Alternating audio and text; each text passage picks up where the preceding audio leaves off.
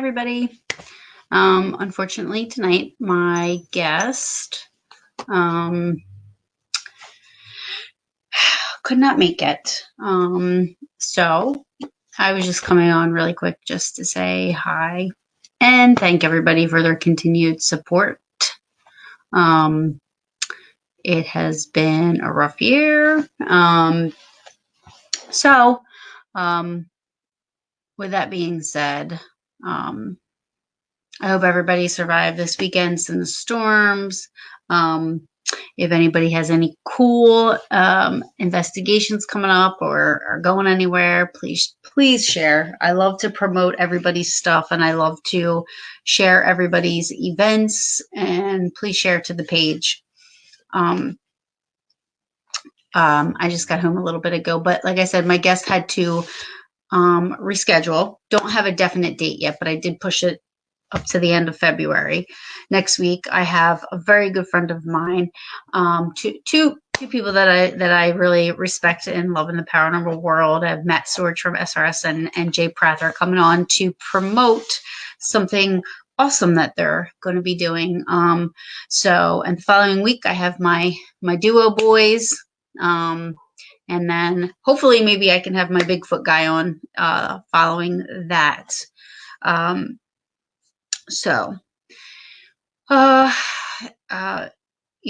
Not much happening in the paranormal world, except we have a lot of cool things coming up that I'm looking forward to in the summer. The Gettysburg Battlefield Bash, phenomenology, things at Selma Mansion. Hopefully we can all get back to the real world now. And get some things, done and see each other. So I just wanted to stop by and say hi, and hopefully, unless somebody wanted to come on and chat paranormal stuff, but I threw it out there, and a little late, I know. Hi, Alita, how are you? Thanks for checking in. Unfortunately, this week's guest is we had to reschedule, so sorry. But if anybody has anything they would love to share, please share it on the Brews page. I'm open. It doesn't even have to be paranormal. I'll share anything. I love to promote people, and I love to promote whatever it is that you got going on, hoping that, one day it would turn around and, somebody would promote me. So, hey, Nick. So Nick, thanks, Alita. Yeah. So if anybody has anything they want to share that you want to talk about, hi, Troy. Please feel free, because, doing a show like this by yourself sometimes can kind of, you feel like, I don't know, like you can't, it's better when you have somebody to interview instead of just sitting here talking by yourself for an extended period of time, about, certain stuff. I could go all day about, a certain subject, Gettysburg, politics, how much I loathe Michael Vick, but none of that has anything to do with the paranormal world. So I'm all Gettysburg, but, which I will be going to Gettysburg in a couple of weeks. So, for my birthday, hey, I do a, yearly birthday crawl in Gettysburg, and I just go to all of my favorite places, walking distance. I just go up and down the main street, and I hit up all my favorite places and get my favorite drinks and see my favorite people, because I have made a lot of friends over the years, going to Gettysburg so much. So I will be there March 5th. Gettys is always a good topic. It really is. I wish there was a way. I'm not very tech savvy, so I don't know how yet on StreamYard or anything like that to be able to share EVPs and stuff like that with you, because I have some of the most amazing EVPs from Gettysburg, and surprisingly, they're all intelligent. You would think a place like Gettysburg would hold more of a residual energy, if you will, for lack of better words.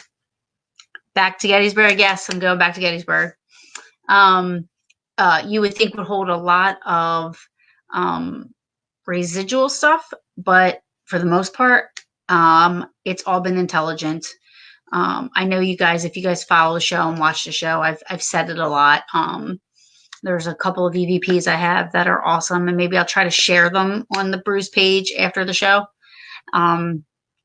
But I was at the 20th Main Monument, and because I love Joshua Chamberlain, he's my fave.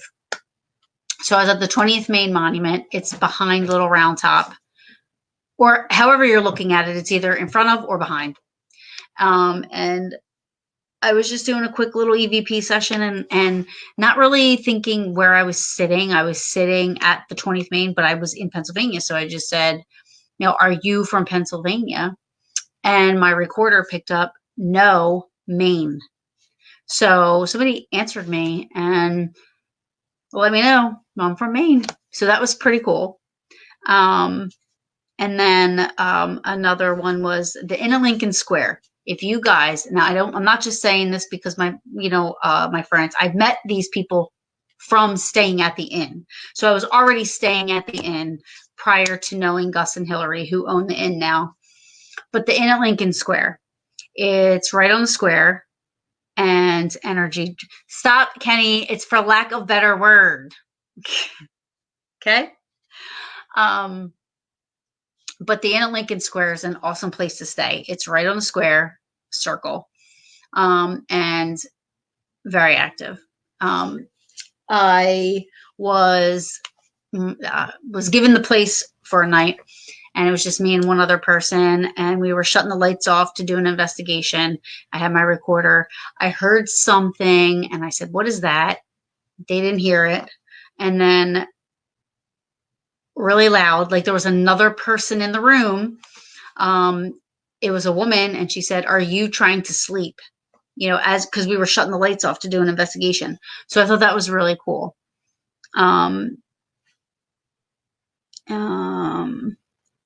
What is my favorite spot in Gettysburg? Ooh, that's so tough. That's like a very tough question. I have a lot of favorite spots for different reasons. So, it's really hard. I mean, it really is hard to pinpoint one certain spot. I think I would have to ask someone that knows me, and because I think the entire town is amazing. I would, if I were to say paranormal wise, oh gosh, it's so hard.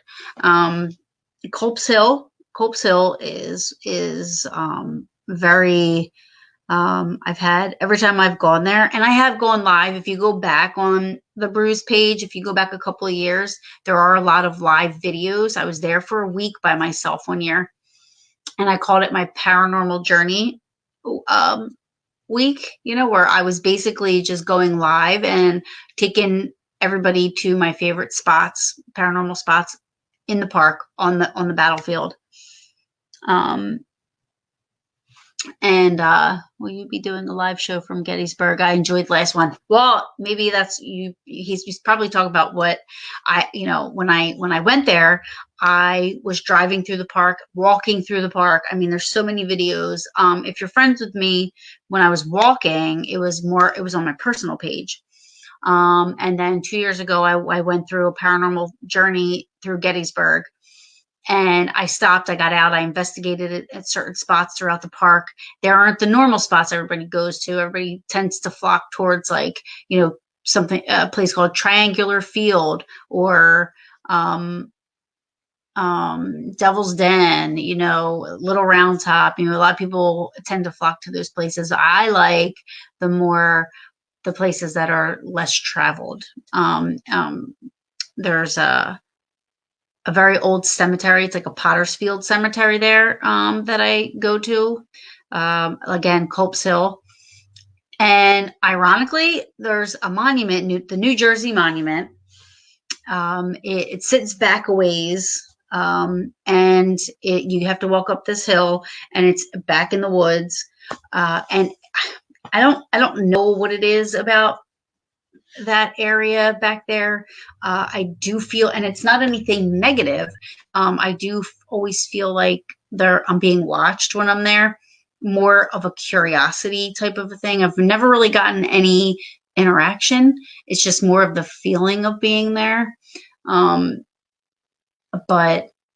nonetheless, it's amazing. Also, away from the main attraction park where everybody goes through the audio tour, or they'll go through the park, it's called East Calvary Battlefield, where Custer and Armistead, was it Custer and yeah, I think it was Custer and Armistead, by accident clashed. It was a cavalry battle, and ultimately Custer won, preventing Armistead's boys from coming and hitting the Union line from behind, while they were at Pickett's charge. Had Armistead won that, Armistead would have came around, and got the Union line from behind, and they would have had Pickett's boys coming this way, and I feel like I'm being watched usually when I get the mail in my door. Well, I wouldn't watch that. Who the heck would watch that, Kenny? I'm just kidding. I would totally stalk you. But so East Calvary Battlefields, it's always so quiet. There's nobody there. There's a monument up for Armistead. Not Armistead. I'm saying Armistead. It was not Armistead. It was Jeb Stuart. Oh my gosh. It was Jeb Stuart.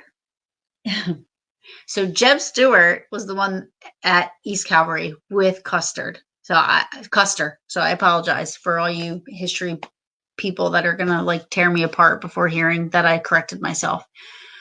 It was Jeb Stuart and Custer. So anyway, there's a marker for Custer. There's a marker for Jeb Stuart there, but that's where I saw a shadow thing back there. I don't know what it was. I don't want to give it a label. I'm not quite sure. Hi Becky, how are you? Oh, you were hoping I was going to talk about Gettysburg. That's awesome. Yeah, so there was a shadow figure back there that I saw, that I think I saw. I can't say for sure. But it was definitely something not human. And besides that, it's probably one of the most peaceful places that you can just sit, and it's just so relaxing. Culp's Hill, and I know there's a lot of people that go to Triangular Field. Now, I've gone to Triangular Field. They call it Triangular Field. Gone there many times. Never had anything happen. I've never gotten anything on audio. I've never gotten any photos. I've never felt anything.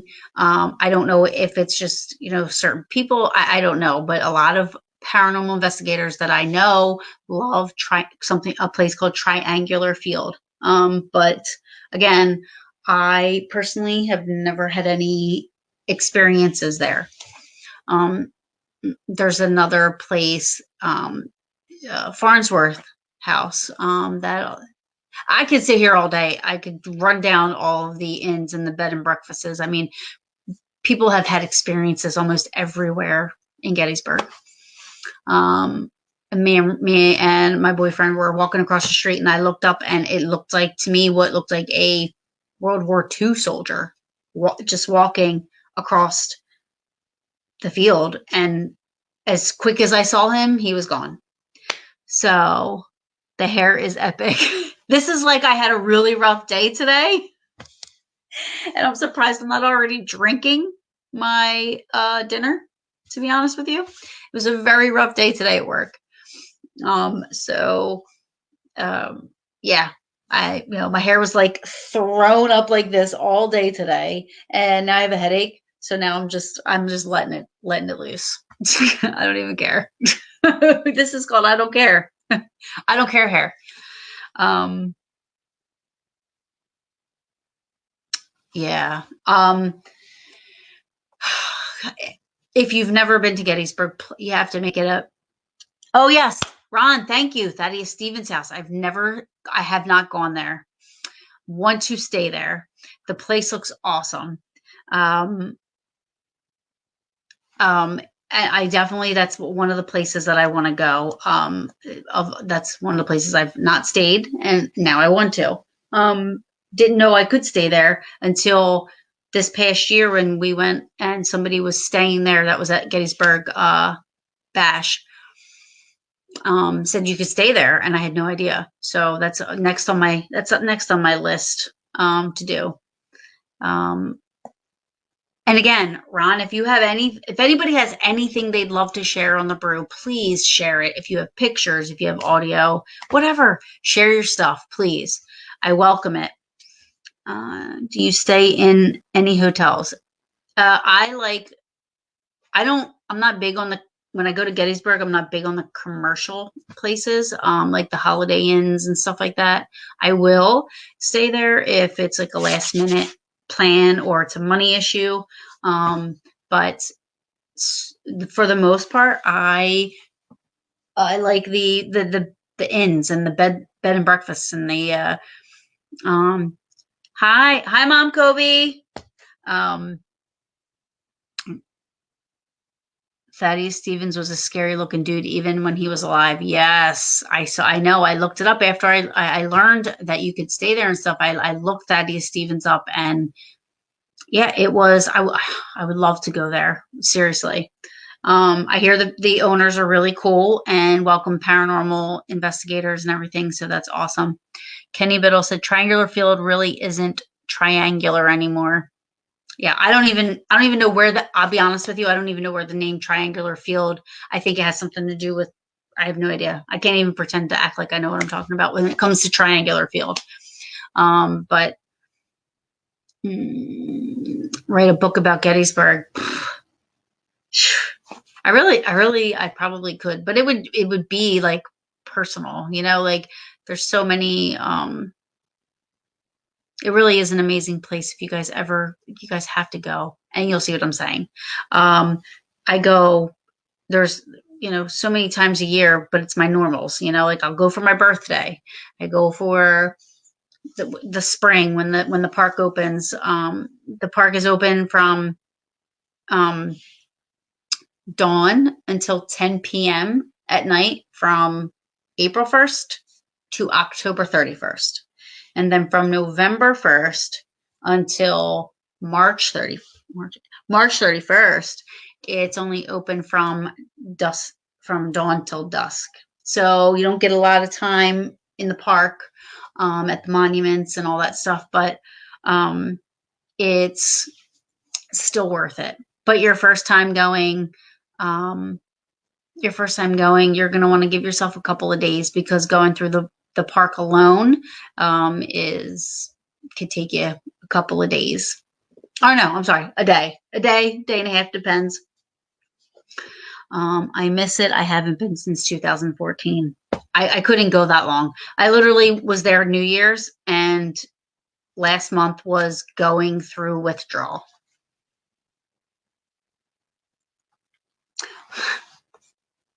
Oh, you have to tell me when you guys are going. I already told John that I would love to go. Any excuse I can have to go to Gettysburg, I'm going. So, and I would love to hang out with you too and show you. I love, one of my most favorite things is Virgin Gettysburg. People that have never been there before. I love taking people around Gettysburg and showing them places. And, I get all week long, people will message me and they're going to go visit. So they'll say, where should I stay? Where do I eat? What's the best thing where can I take the kids? And I think it's awesome that I love that I know all of that for people, and then they always write me afterwards and they say, we had such a great time. Thank you so much. Recommendations were awesome. So, there's a lot of good people in Gettysburg. Hi, Al. There's a lot of good people in Gettysburg, and the people there are awesome that work there. You would think, it being in a tourist town, living in a tourist town, that people that live there would, frown upon the tourism because it's just constantly so busy, but they love us. I don't even consider myself a tourist, but I act like a tourist when I go, because I'll still buy Gettysburg stuff, and I'll still buy, hats and shirts and jewelry. Like, I just love it so much. When is the best summer month to go? The best summer month to go, I would say, if you're going to go in the summer, I would either go early summer, like maybe May, beginning of June, and then, or go in more like end of August, beginning of September. And I'm just saying that based on, if you have a problem or don't like heat, when you're out there driving around the park or you're walking around the park, there's really, besides the trees, there's really no shade. So if you're very sensitive to heat, in the summertime, it can get really hot out there. But they have a lot of stuff to do in the summertime. So there's really, in my eyes, there's really not a bad time to go. But they have horseback riding through the park. They have, the old time carriage rides through the park. The horseback rides, you're actually going through trails through the woods through the park, but the carriage rides obviously are on the roads. But the summer's always hopping. The college is right there as well, so the students are out, so the bars are. It's just everybody's always like, what's there to do in Gettysburg? There's a million things to do in Gettysburg. It is so fun. You have no idea. And if you're there long enough, one year I was there for 8 days, and I went to Antietam. Antietam was about 45 minutes from there. What's the other one? There's another one close by, Harpers Ferry. Harpers Ferry is right there. So I went to Antietam. I went to Harpers Ferry. Well, okay, Al, if you guys are planning a trip up there this summer, I better be included. I'm not going to be, you're not going to be messaging me anywhere to investigate. I'm included in this whole trip, and I'll take you guys around, and we'll investigate together. Cause that just has to happen. You guys you're not allowed. Spread the word to the rest of the SRS paranormal group. You guys are not allowed to go to Gettysburg without me. Okay, done.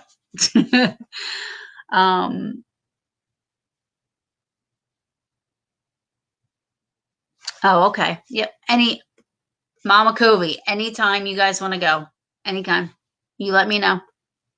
And I will be there for sure.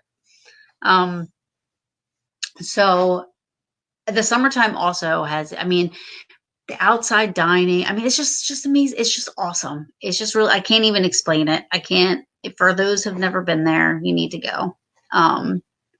So, and I've had experiences almost everywhere, except for, like I said, Triangular Field, which a lot of people say they have experiences. I was in the Jenny Wade house, and I'm not saying that people haven't experienced things, or it's not, there's not activity there.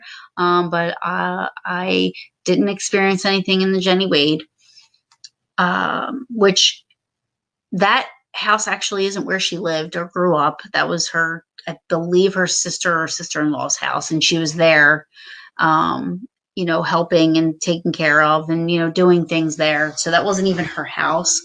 But I didn't have experiences there. My experience have always come from a lot from the park. The Inn at Lincoln Square. I think I started to talk about it. The Inn at Lincoln Square was such a, I mean, throughout history, early 1800s, it was very pivotal in and involved with the community back then. So it's been so many different types of things, and now it's an inn. So the main house, you have 3 suites, and the bottom floor is my favorite. It's called the MJ Suite, and it leads. There's a door there that you can. There's a basement, and the basement is a dirt basement. It's. I just love that room. But the main house only has 3 suites in it. So you have the 3 suites, and then behind it are townhouses. There's 2 townhouses behind it, and the townhouses can sleep, 6, 7 people. So it's really a good place to go and stay. Hi, Rich. How are you? So that's really a nice place to stay, right on the square. So you could literally just walk anywhere you want to, like as far as shopping goes, and seeing the town. So you have the square, and then you have like the 4 roads that fork off. And you walk down, you can shop, you can eat, you can drink, you can do whatever you want to do, and just walk right back to your place. That's right there.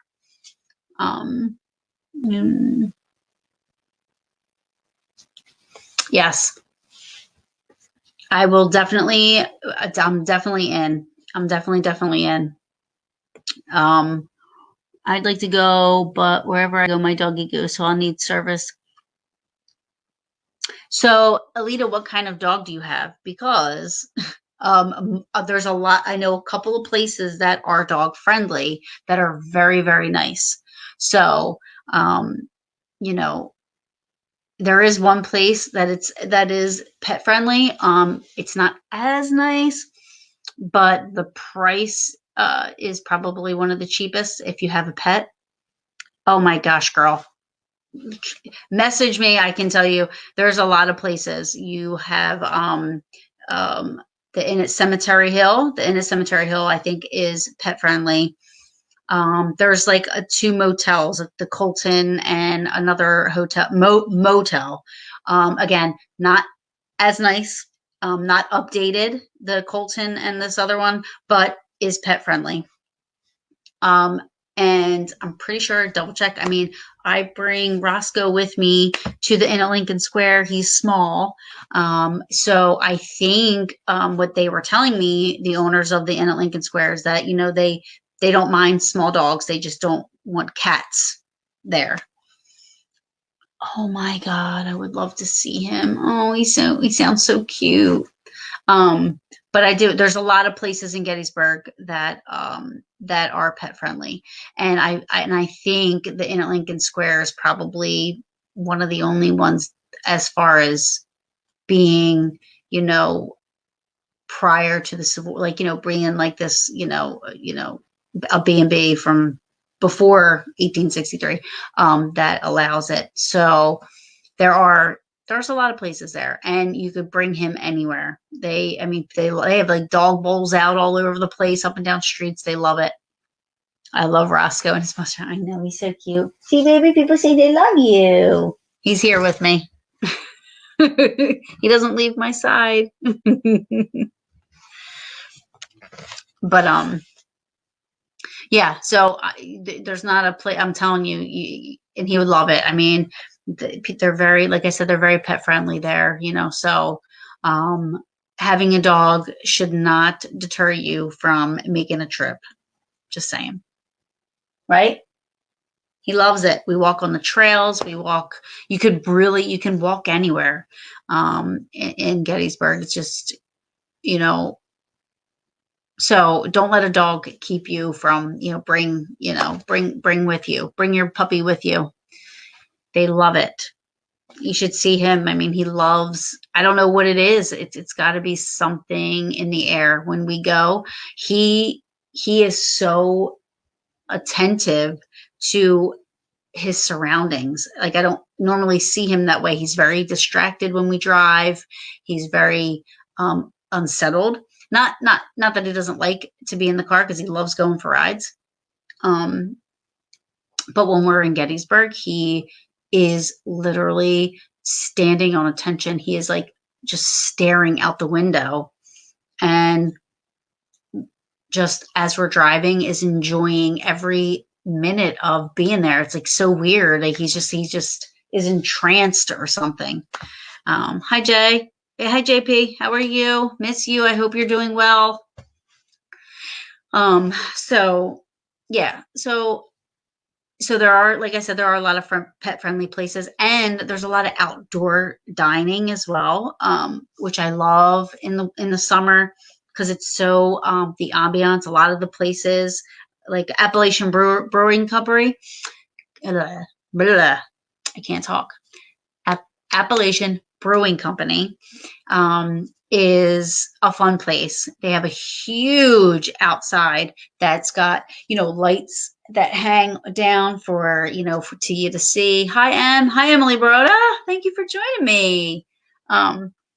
And picnic tables, and you can sit outside and you can drink and you can eat, and Gettysburg's very relaxed. Like, everybody's just chill,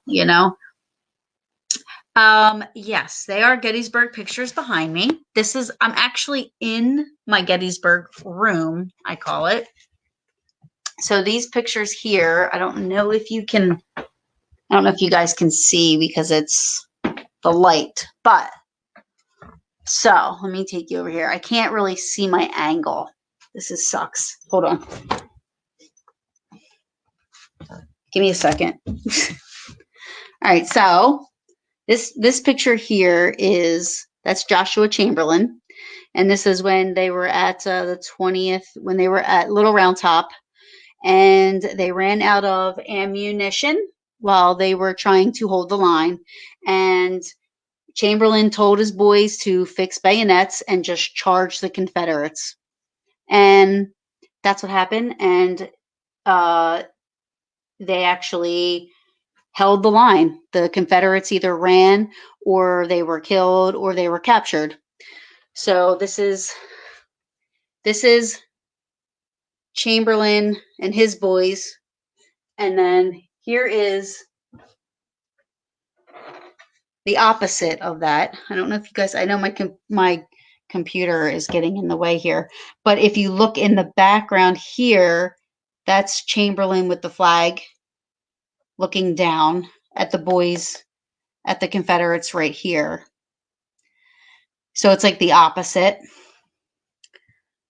And there's my boy. Yeah, so this is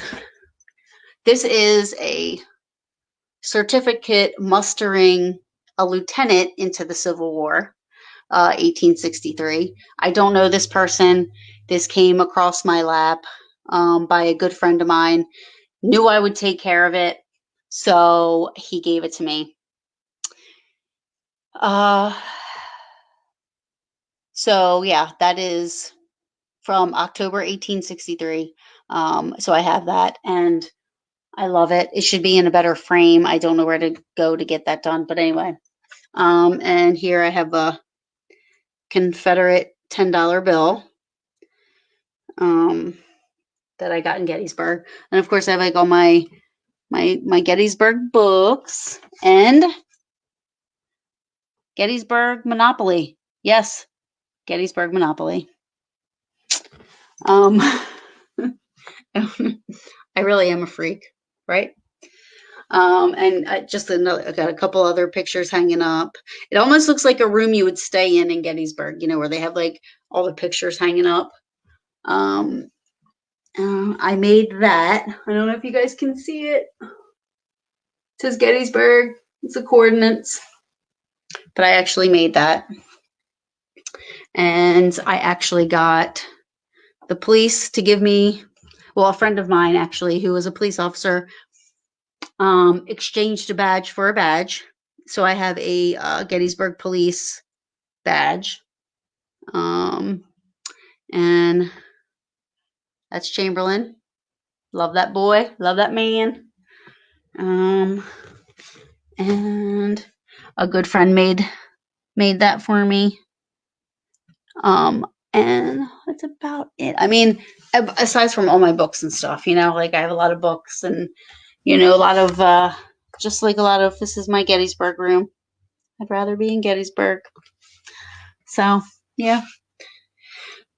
One day, people, and I promise you, and I have said this a million times, when I move there and I have a house, any of my friends will never have to worry about having money to stay to be in Gettysburg because you guys can stay with me for free.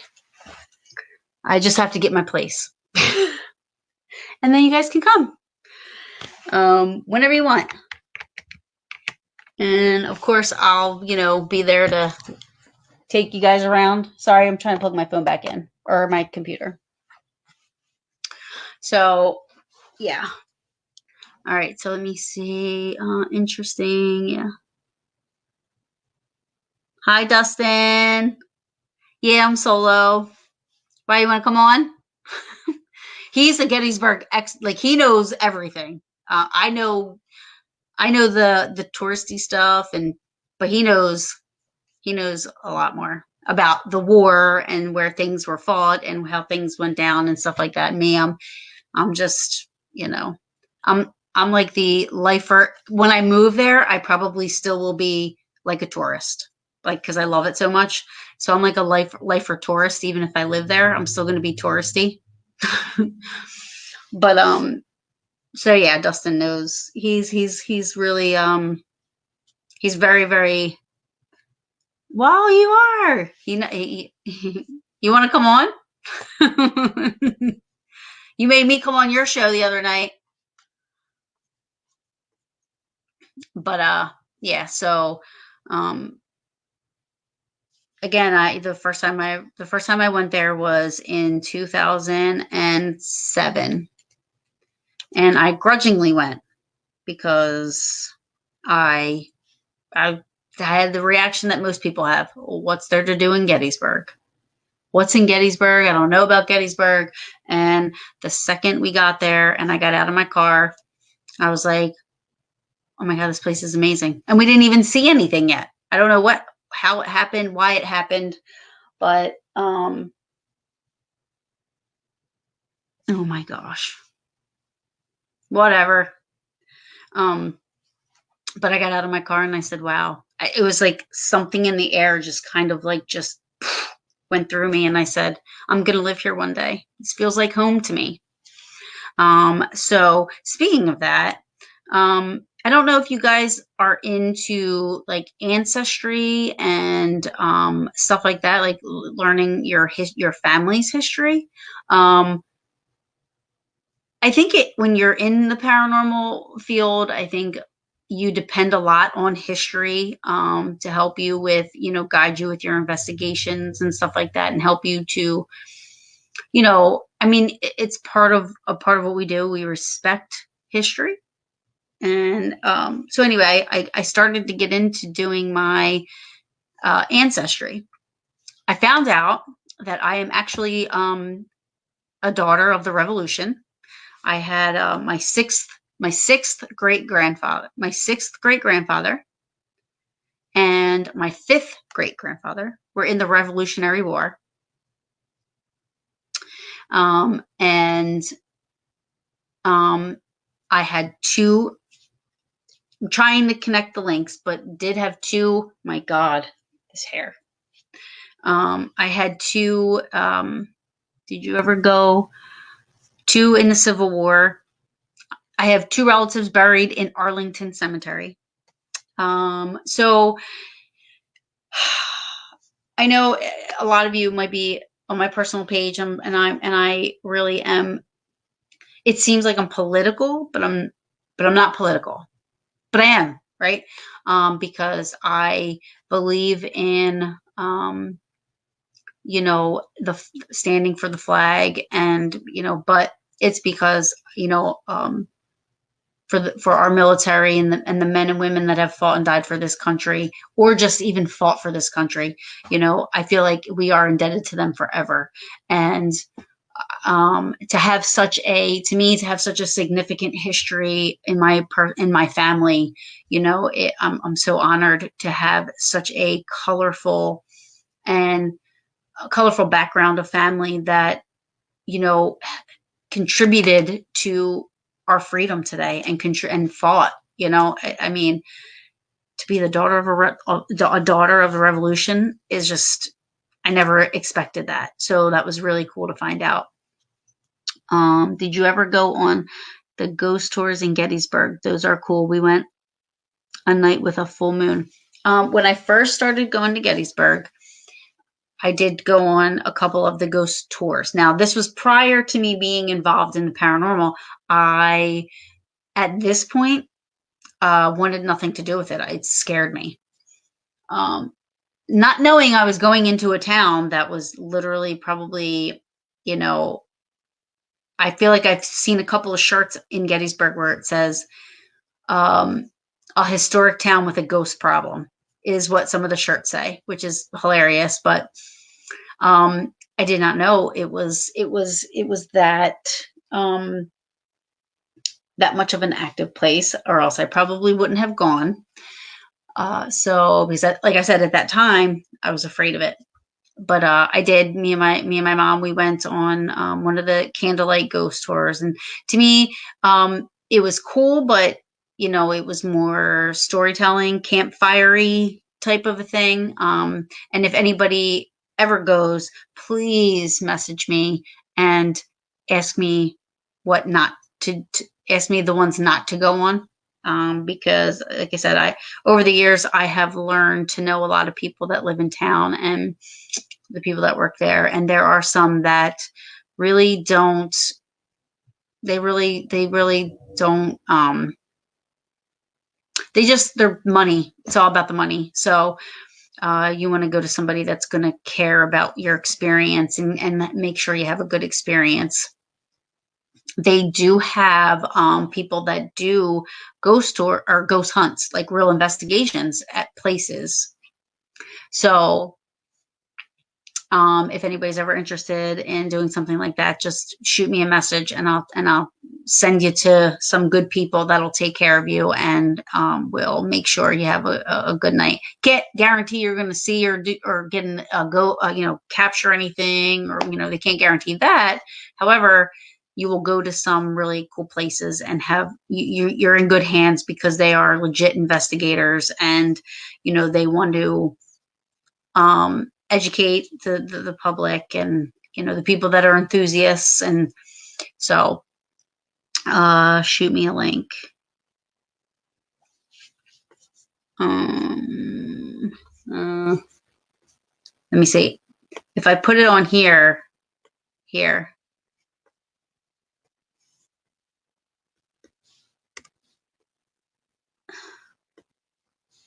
there.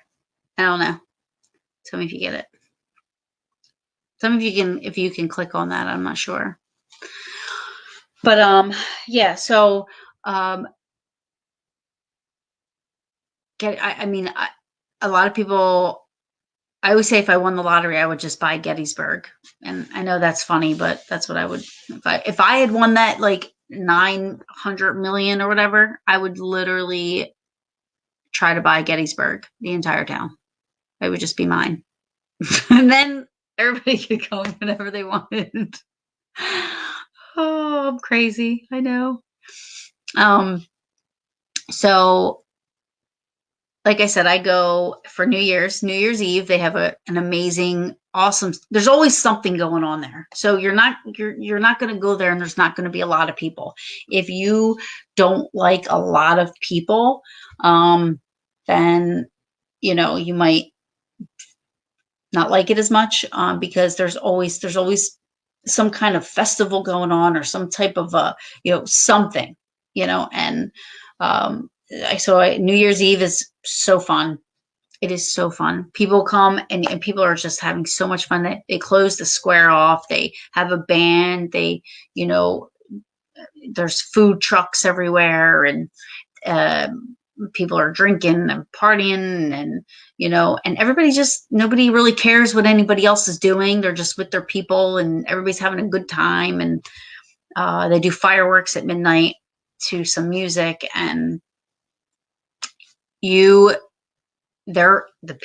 cleanliness of that town is, I can't even explain it. Like you literally, the ball drops, the fireworks go, the music, the people are dancing and singing. There's people eating and food and stuff everywhere. An hour later, you would never know that there was just a big, huge New Year's Eve party. There's not one piece of trash on the ground. Not one cigarette butt, not one. I mean, it's cleaned. The college,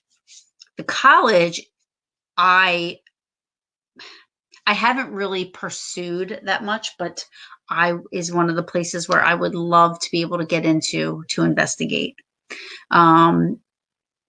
Gettysburg College, the campus is gorgeous.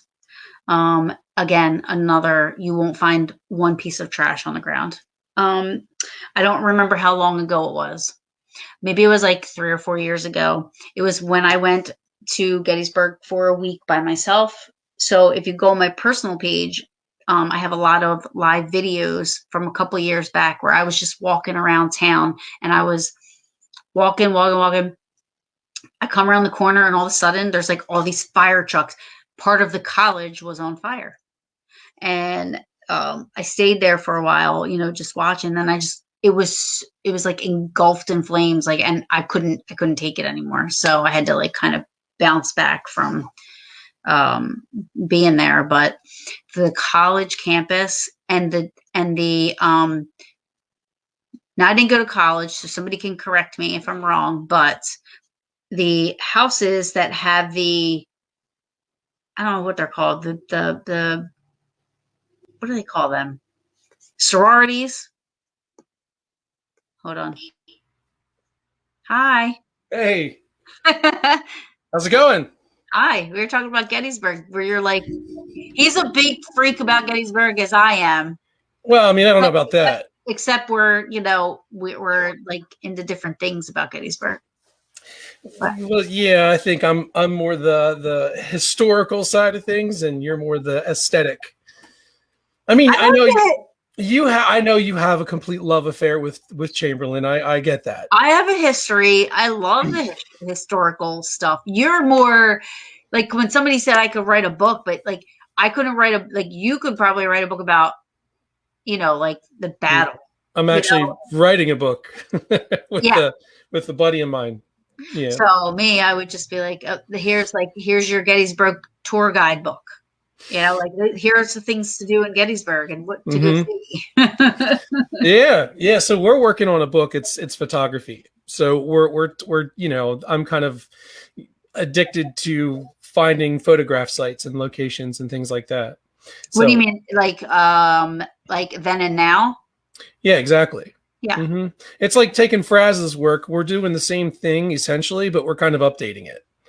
I think Fraz's work, I think the latest, the newest photograph he has is from like 1980. I mean, wow. The place doesn't look the same anymore. It doesn't. So we're kind of updating, but we're also putting our own research in it. And the 4 sites that I've found as well that we're putting into the book.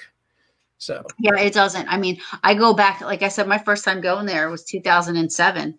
Where Lee's headquarters are, that used to be a huge hotel. I've stayed in that hotel. It's not there anymore. So I have like all these pictures. I go back and I look at all these pictures and I'm like, wow, like a lot of this stuff isn't there anymore.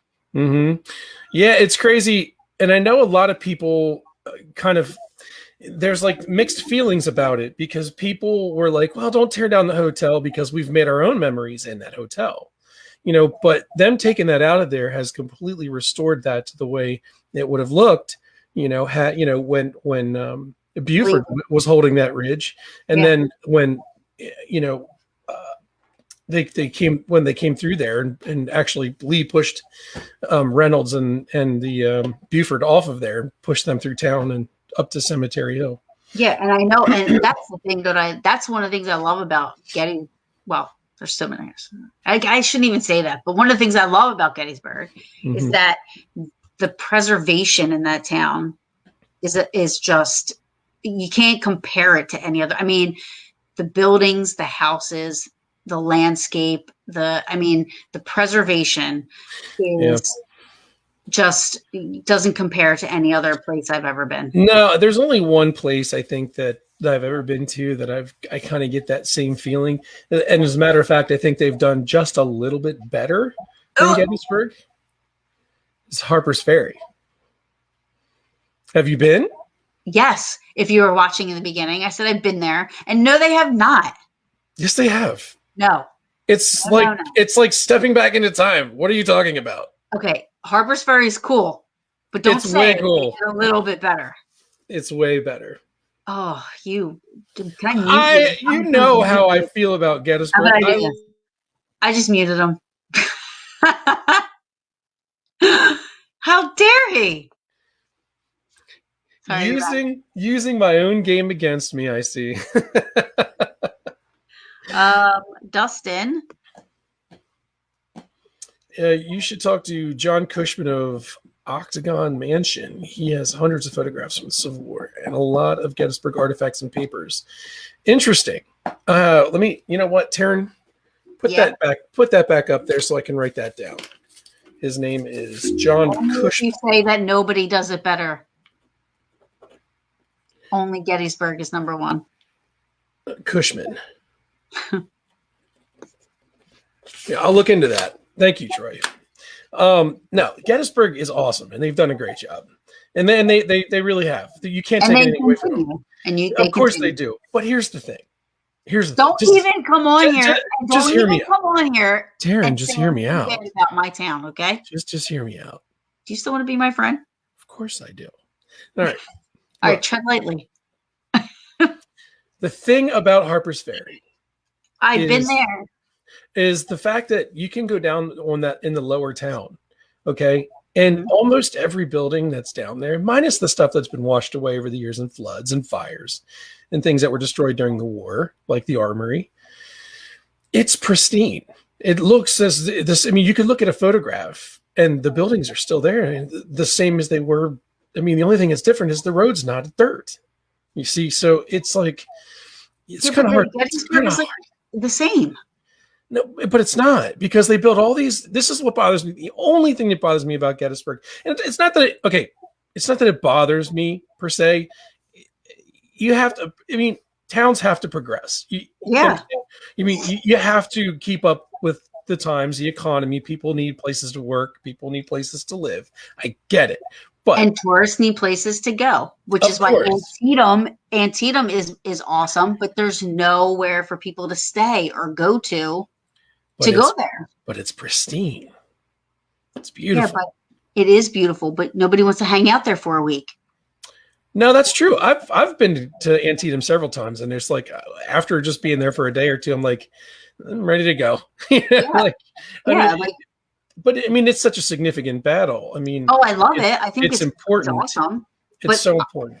I would go to Gettysburg and I would live there. I wouldn't go live in Antietam. I wouldn't go live in Harpers Ferry either.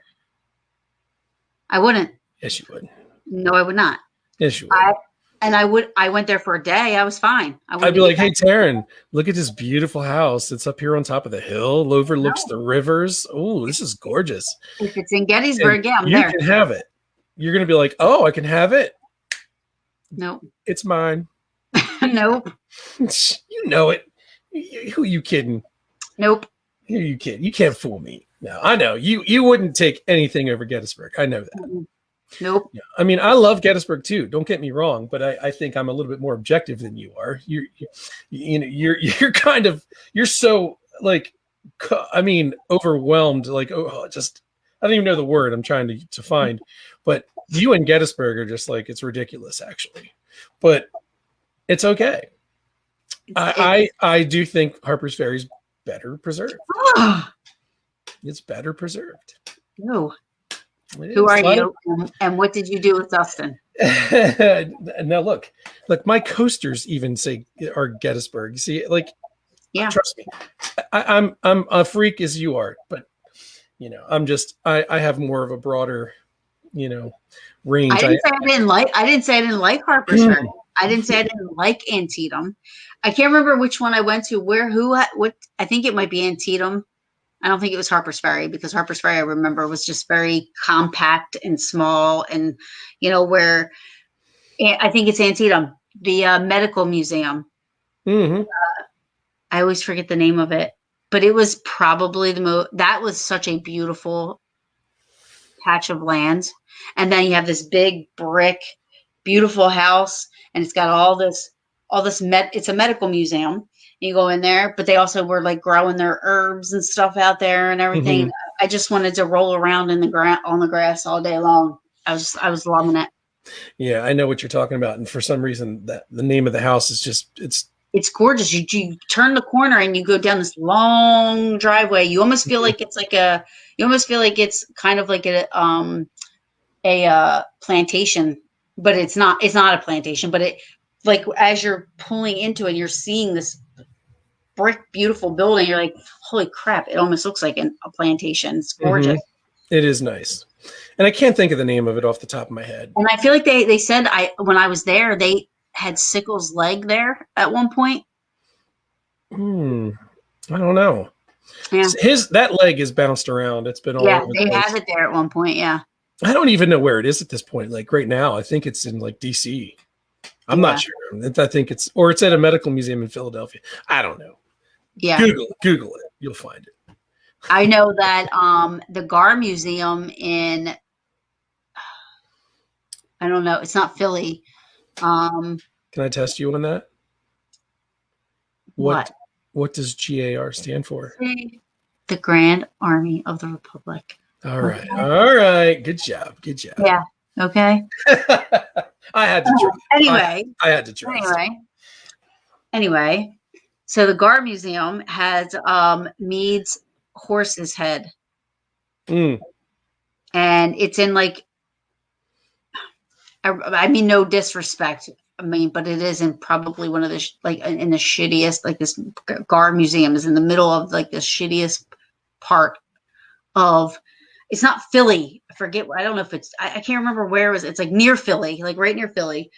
But we used to go there to investigate, and I walk in and here's Meade's horse's head is there. And I was like, has anybody ever seen Meade's horse's balls? Did you ever see those shits on that monument? They're humongous. Look it. Hold on. Let's see here. Oh. Old Baldy. Where is it? It's in Philadelphia. Yeah. Yeah.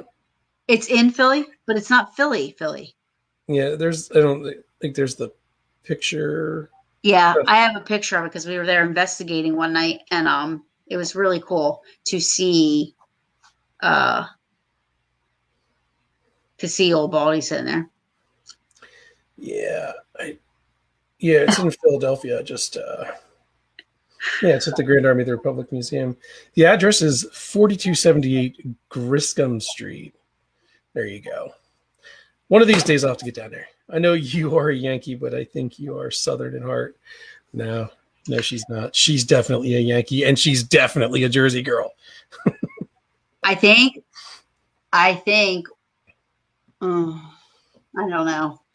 The weather, the moonshine down south, yes. Moonshine? Oh, yeah. Yeah, I've only spent a very, very limited amount of time in the South. I did get to hang out in New Orleans for a little while. Now that was fun until I got pneumonia. I mean, that kind of put an end to things pretty quick. Oh, wow. And I had to drive back to Pennsylvania from there in a tractor trailer. It was not fun. Worst experience of my life. Wait till she comes to visit the South. Yes, I will be. I am coming. So they're from Tennessee, and their SRS Paranormal. Al's a very good friend of mine, and I keep saying I'm going to go there because I want to go there I want to go there and investigate. I want to go to the places we keep talking about, like Trans Allegheny, and there's a couple other places they have that they go to, and I need to go. I am dying to go to Shiloh. I have not been to Shiloh, which is in the western part of Tennessee. It's just it's like a massive battlefield, and it's Gettysburg times 20. It's like Gettysburg on crack. I mean, I'm telling you, I probably will love it, but you'll love it. Trust me. But just will ever compare to my Gettysburg. Google it. Look at some of the pictures. Hit images. I mean, wow, incredible. I'm sure. Like, listen. I loved Arizona. I thought Arizona was great. I can't wait to go back to Arizona. Mm-hmm. But if somebody was like, here's a trip to Arizona, or you can go to Gettysburg for a week, I'd be like, I'm going to Gettysburg for a week. Gettysburg's going to be there, Taryn. You can do other things. Arizona. But Gettysburg's always going to be there. You can always go back. There are other things to do in this world. I have been to other things. But my heart just goes there. I get it. Hey, look, I'm going through withdrawals. I haven't been up there in like a month. That's well, you and Monica should come up for my birthday bar crawl. When is this? March 5th through the 7th. Okay, when's your birthday? March 2nd. Do you know what my birthday is? Do you remember? Well, you asked me what mine was. No, yeah, because I have an excuse, Taryn. I wrecked a motorcycle and hit my head and broke my neck. I can't remember anything. Hell, I can't even remember what I did this morning. No, yeah, my birthday is actually this Saturday, February 6th. Oh, well, happy early birthday! Thank you. Yeah, I share my birthday with Ronald Reagan, Abraham Lincoln. I share mine with Mikhail Gorbachev. Gorbachev. Yeah, I remember we did talk about this before. This was a long time ago. You and I talked about this, but I share my birthday is also the same as Lincoln's. Now you can be jealous. Now I'm jealous. You should be. Mm-hmm. It's hard work being this awesome. Oh my God. A Biltmore. We'll take you to the Biltmore. Yeah. Oh, is that the estate Biltmore? Is that like a Biltmore estate? Is that what that is? I think so. Yeah. They're talking about coming up to Gettysburg. And I said, if you're going to come up to Gettysburg, I'm there.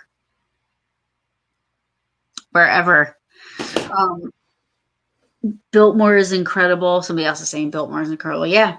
I want to go to Tennessee. I don't think that's that far of a drive from me. I mean, it's probably about I don't know. 10 hours. I'm not very for me.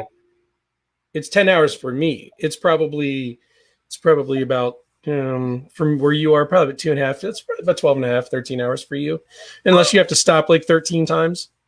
No. I could probably drive it with stopping once. Yeah, but you're a driver though. You're a truck driver. I know, that's what I do. Thank you for your service. Thank you. On all ends. Being a truck driver and delivering and your service to our country and everything. So I was talking about that before you came on even. I appreciate that. Thank you. I would wish I was still in the Army. I really miss it. I really do. I don't know. I'm sure they're a little worried about what's going to happen now that they don't have protection from Trumpy Bear. Oh my God. What is happening? What is happening to this country right now is just mind-boggling to me. Now we're gonna start getting into my podcast. I know, right? We're gonna turn your podcast into mine. Go ahead. You know what? You can go ahead and plug it really quick. Even though it's not paranormal, but it is definitely awesome. Well, we're changing it. We're changing gears a little bit. Talking about all the politics and stuff that we've been talking about. It's getting a little heavy. You know what I'm talking about? I think everyone's getting kind of overwhelmed with how much politics is kind of rolling things right now.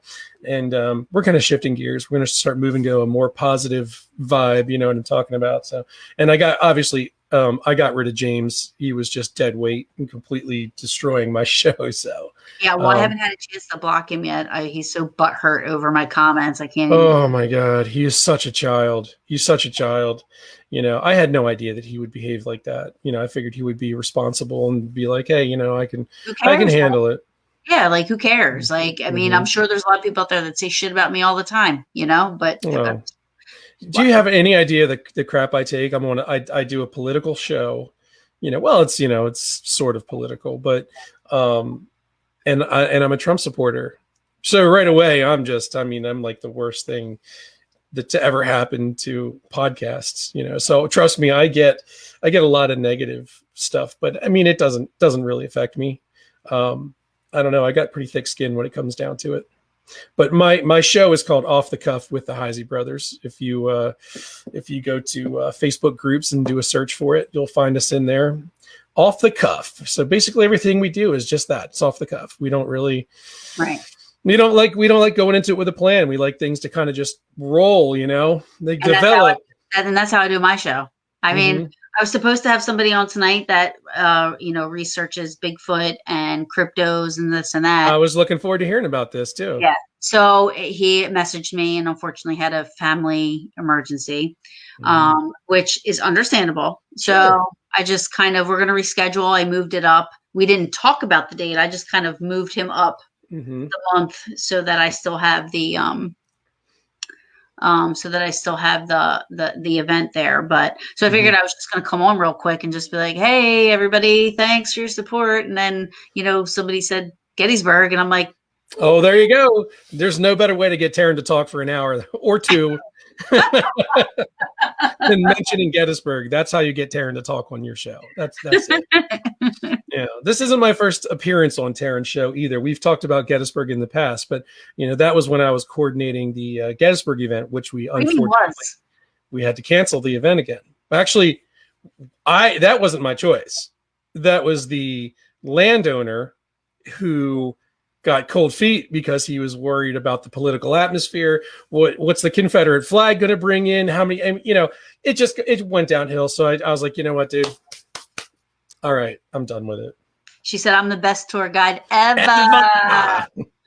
Love you, Dana. Oh my God. And over there's a White House that maybe something happened. And I think it might've been the blue guys. Really? You're such a dick. No, I think you're probably a little better than that. At least I would hope. Of course I am. Yes. Right. Yeah.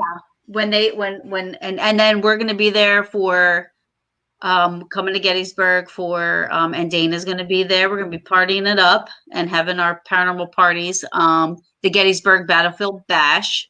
Nice. And that is to support wounded warriors and sick children. Awesome. So that's a big, huge thing. That'll be at the Wyndham. And then the Phenomenology, where, I mean, that's just one big, huge. Is that the one that I was with you? That was supposed to be? That was the Wyndham one was the Gettysburg Battlefield Bash. It was supposed to happen. Yeah, okay. That's when I came up and hung out with all you guys that time. And then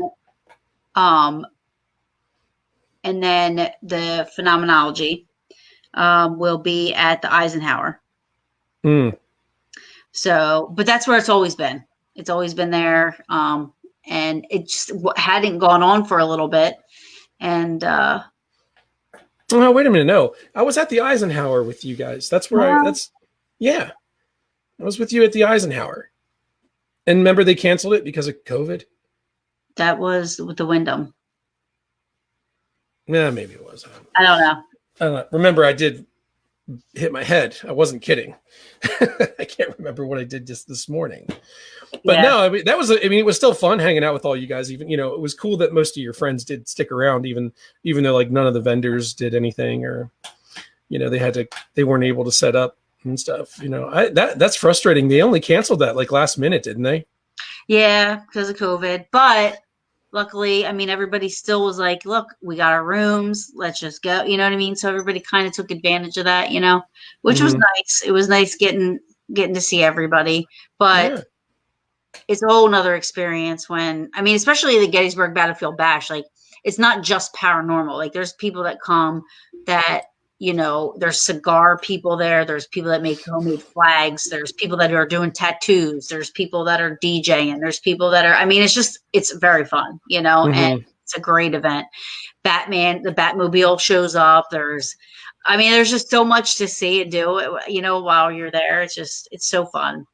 And all while you can't even see straight because you've drank yourself into stupidity. Well, I'm in Gettysburg though, so it's like I gotta like it's like you're it's like I'm on another level when I'm in there. So when I'm there, so but yeah, so I'm looking forward to that. Those two things. Now, what are the dates for them? So the Gettysburg Battlefield Bash is August 20th through the 22nd. And Phenomenology, I believe, is June 3rd through the 5th. Okay. All right, cool. In July, I'm flying out to Oregon. I think I'll be out there for like, I don't know, a week or something like that.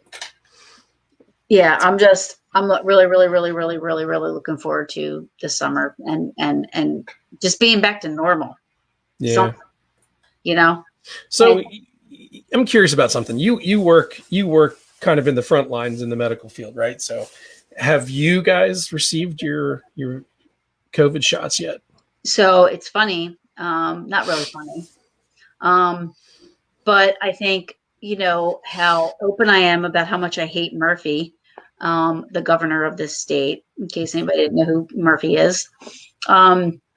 It's probably a conspiracy, but anyways, I went online to sign up to get the vaccine. And my doctor actually, sent me the link. He knows the person that is running the facility that's giving out the vaccines. And he's like, once you sign up, I'm going to, say something to get you in there. Now, I also am immunocompromised. So not only am I on the front lines, I am immunocompromised. Per the CDC guidelines, I have a blood thing that makes me susceptible.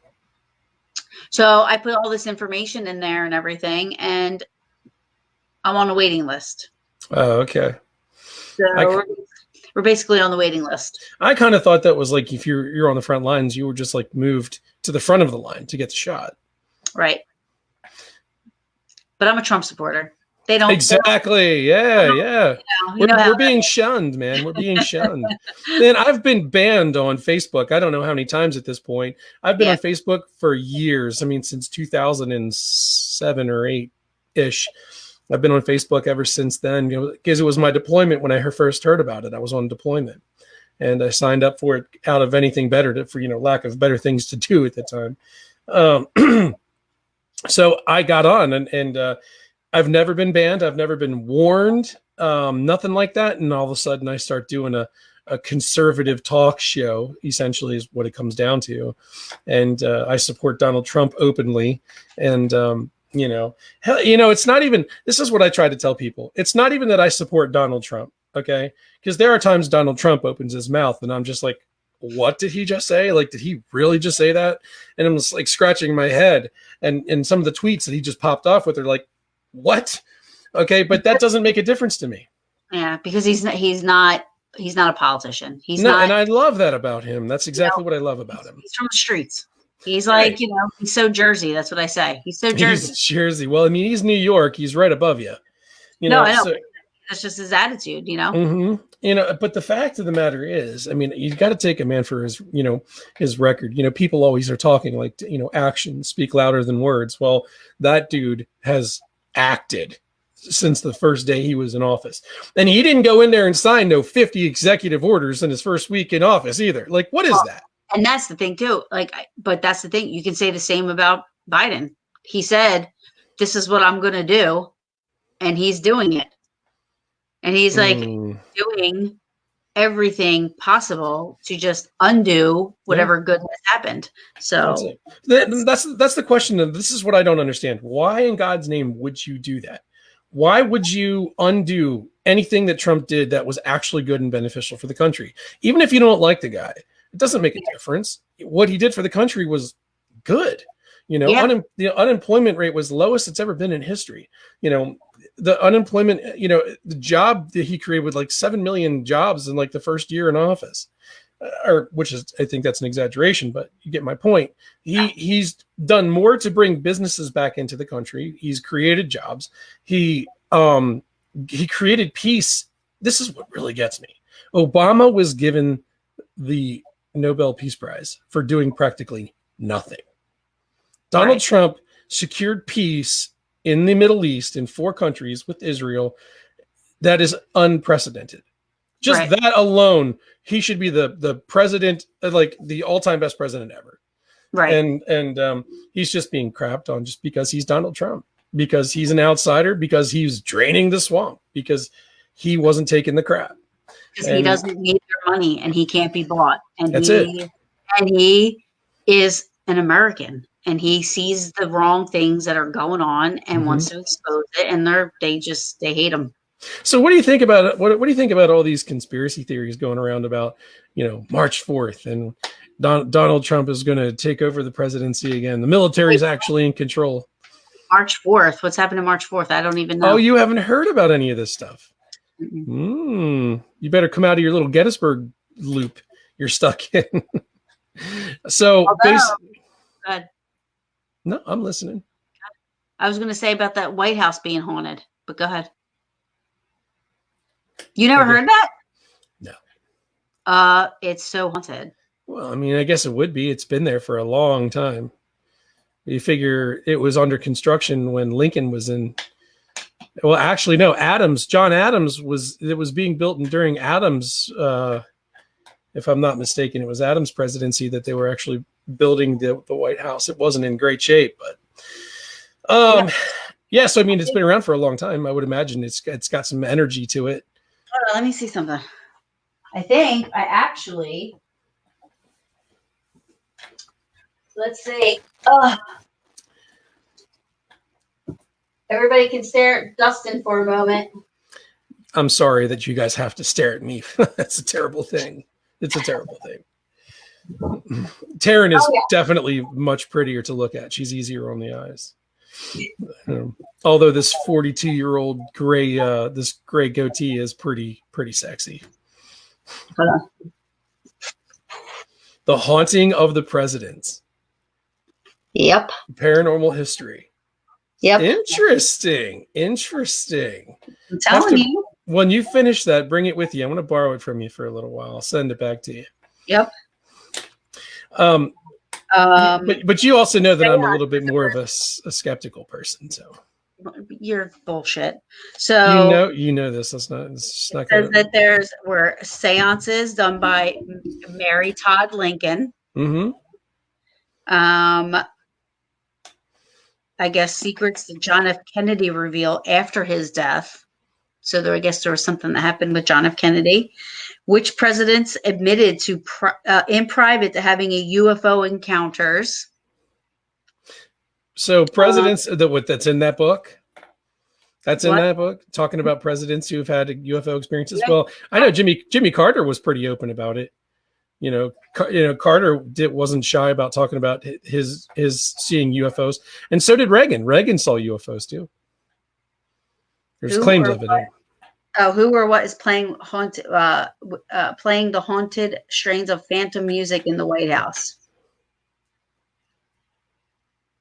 And then apparently there's claims of a strange light emanating from the Rose Room, and many more. Dana, what is your favorite subject?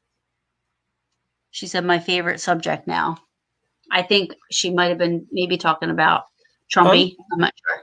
Trying to find your I'm trying to find you on the phone so I can kind of see what is going. Conspiracy. She said that's her favorite subject right now, the conspiracy. Oh yeah, that's my thing too. I love talking about conspiracies. Let's do it. You want to talk about some conspiracies? Let's start with 9/11. Why would that be a conspiracy? I didn't think anything of conspiracies except for more recently. Like now I see, because I think that Hillary and Obama and all them are just so evil and would do anything and would do anything. So to me, I don't even know if it's really technically a conspiracy, more or less just like because they're doing things and getting away with things that right to your face. Oh yeah, well, and they're never going to be. Where's the conspiracy if it's happening right in front of you? Oh, I mean, I see what you're saying, but I was talking more about 9/11. I don't know what Hillary Clinton would have had anything to do with 9/11, but wouldn't surprise me. She's evil. She is evil. And the fact that she's been able, I mean, listen to this. Have you ever heard of frizzle drip? No. It was just brought to my attention. So supposedly this is a video. Any of you guys that are actually watching this right now, go to your Google and go to YouTube and Google frizzle drip. FRIZZLEDRIP. Oh, it's not funny. So basically what it is supposedly Hillary Clinton was videotaped, and she said it's frazzle drip. It's frazzle drip. Yeah, frazzle drip. That's it. Frazzle drip. And it is horrible what this police officer describes seeing. And on this video, it almost like literally shows Hillary Clinton doing very, very disgusting and horrible things I won't even speak of on your show. I mean, talking about what she did to a baby's face. I mean, it was, oh my God, unbelievable. And wait, if you see her doing it? No, I didn't. No. So frazzle drip is basically, I guess it's the name. It's a nickname or something for this video that was recorded. Hillary was recorded with some other person. That's what I'm saying. You see her on the video? No. This is a cop who's who's the only thing. About it. Yeah. The cop is talking about what he saw, and he said that he, her and Uma. Was it Uma Thurman? I don't know if it was Uma Thurman. Abedin. Oh. Abedin. Yeah, I think that's right. Yeah, so she was, I mean, but apparently I don't really want to say it because it's just horrible. I didn't get a good response on my show when Joe Slider Joe said that. He said that Hillary, I'll say it, was cutting off the face of a child. And because what happens is when you torture these children, these young little children, and you get them so afraid, there's so much adrenaline pumping through them. And that's what like this whole adrenochrome thing's all about. And then they literally like drink that blood because it's like supposed to keep you young. It's disgusting. If there's any truth to that, I would think that I would love to see Hillary Clinton dangling from a noose in Washington Square. Benghazi alone, I would love to see her dangling from a noose. Absolutely. What she did, what she got away with, it's mind-boggling to me. Dana said the video was found on Anthony Weiner's. Yeah. So she's looks like she's pretty much up to par on what I'm talking about. But look into it, frazzle drip. I mean, I don't know if I want to. Well, you aren't going to see the video. I mean, as far as I know, that you can't get that video. I mean, I didn't go digging too deep for it, but at the same token, I don't know that I'd want to. Yeah. I couldn't handle seeing that. I mean, I always like associate, a child, any child. If I see any child getting hurt, I automatically think of my own children. Yeah. And I start like, I couldn't deal with that. Mm-hmm. No, I can't. And I really, really, really, really think they should bring back corporal, punishment. I think punishment should fit the crime. And I think they should bring back public executions. I know it's crazy. It's radical thinking, right? But think about this. If you are sitting and you're standing watching somebody hang, that's life-changing. Yeah. You know what I mean? That's why they did it. Because it's like, hey, you're going to learn. Right. You're going to learn from this. You're not going to want your neck stretched like this, or even worse, the guillotine. Imagine seeing that. No, I can't. You would never see it in this woke society that we live in now. Yeah, no. because everybody's so woke. And yeah. But are we? There's a conspiracy. About being woke? Yeah. Well, there's no conspiracy. It's just a frame of mind. It's choosing to believe something over something else, so to speak. I mean, if you look at it this way, like the left, like liberal folks, have a completely different view on things than us conservative people, and they say that we're the violent ones. Listen, I was at the Capitol that on the 6th. I was there. I saw what happened down there with my own two eyes, and listening to what the media talks about and what I've seen, it's so completely different. It's so skewed. It's just lie after lie after lie. Now, look, I'm not taking anything away from the fact that an officer was injured and lost his life. That's horrible. It's inexcusable. Going inside that Capitol at all was inexcusable. It was not okay. But I think being outside, doing what we were doing outside, cheering and chanting things and protesting in a sense is what we were doing. We're just raising up our voices. 98.8% of what was going on out there was definitely peaceful. Right. I think it was, I think the worst of it was what happened on the inside. You know what I mean? And I didn't see any of that. But, here's a conspiracy. Why in God's name did that girl get shot? First of all, she was only climbing through a window and she was completely unarmed. Why did that guy shoot her? Or did he shoot her? Yeah, I saw the video of it and I'm like for me, I don't know. I'm just not videos to me, and this, I mean, even all the videos that come out about, the police shootings and everything like that. You're only seeing what whoever's showing that video, you're only seeing what they want you to see. Yeah. So, one of the things, here's the thing. What I saw, I saw the police open the gates. I was in the back of the Capitol, so I wasn't around the front. So I can't speak to what happened around the front until I decided to walk around there after I got gassed a few times.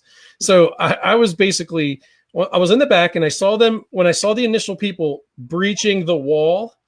They didn't breach the wall at all. Now, listen, I will admit that in my video that I had posted on Facebook, which Facebook blocked, I was like, holy shit, they're storming the Capitol. I was like, oh my God, they're storming the Capitol. And I was like, wait a minute. I actually watched the video later.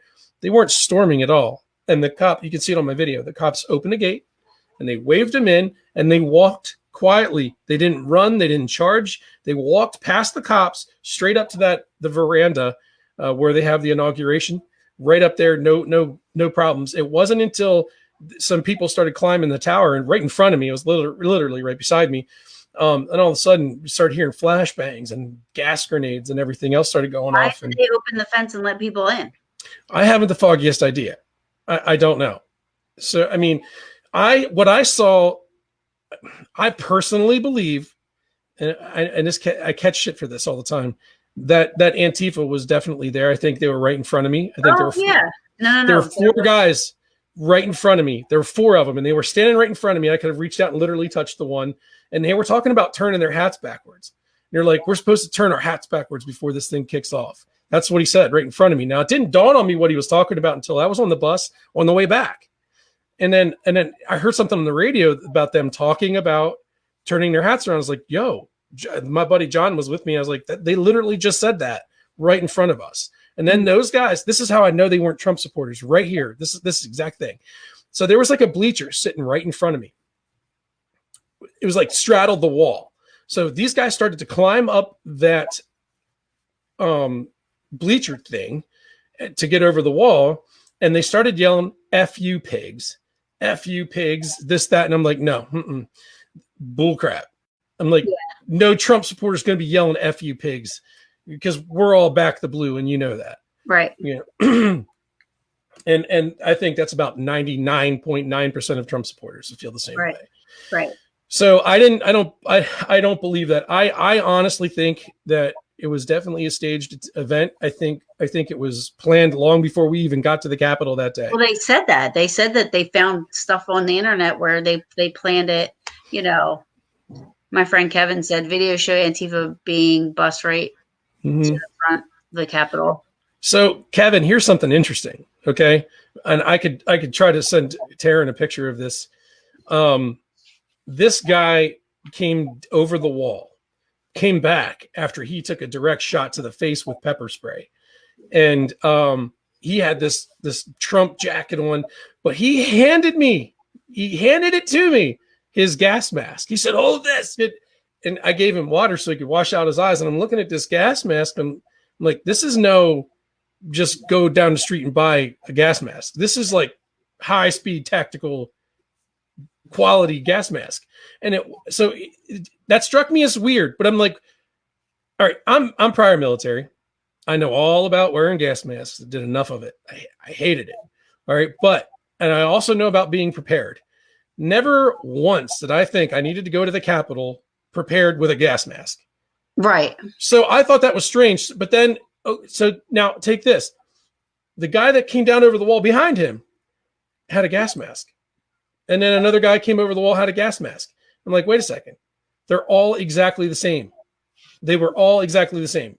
All three gas masks that I seen were all exactly the same. Oh, wow. So it's almost like they were issued. See, that to me is why I think, okay, they knew what was going on. They came prepared. They knew they were going to get gassed. They knew they were going to be tussling with the police. And I think the police, I hate to say this, dude. I hate to say this, but I was there. I saw it. I think the police were in on it to a degree. I hate to say that. I don't know. Now look, I know that, look, why else would they be waving guys in? They waved them right in. I saw it with my own eyes. They waved them right in. So why would you wave people in if you're not involved in some type of, I just think it was all planned. I think there are people that are high up. Look, do you think you think Pelosi is really above doing anything to get rid of Trump? She hates him. Right.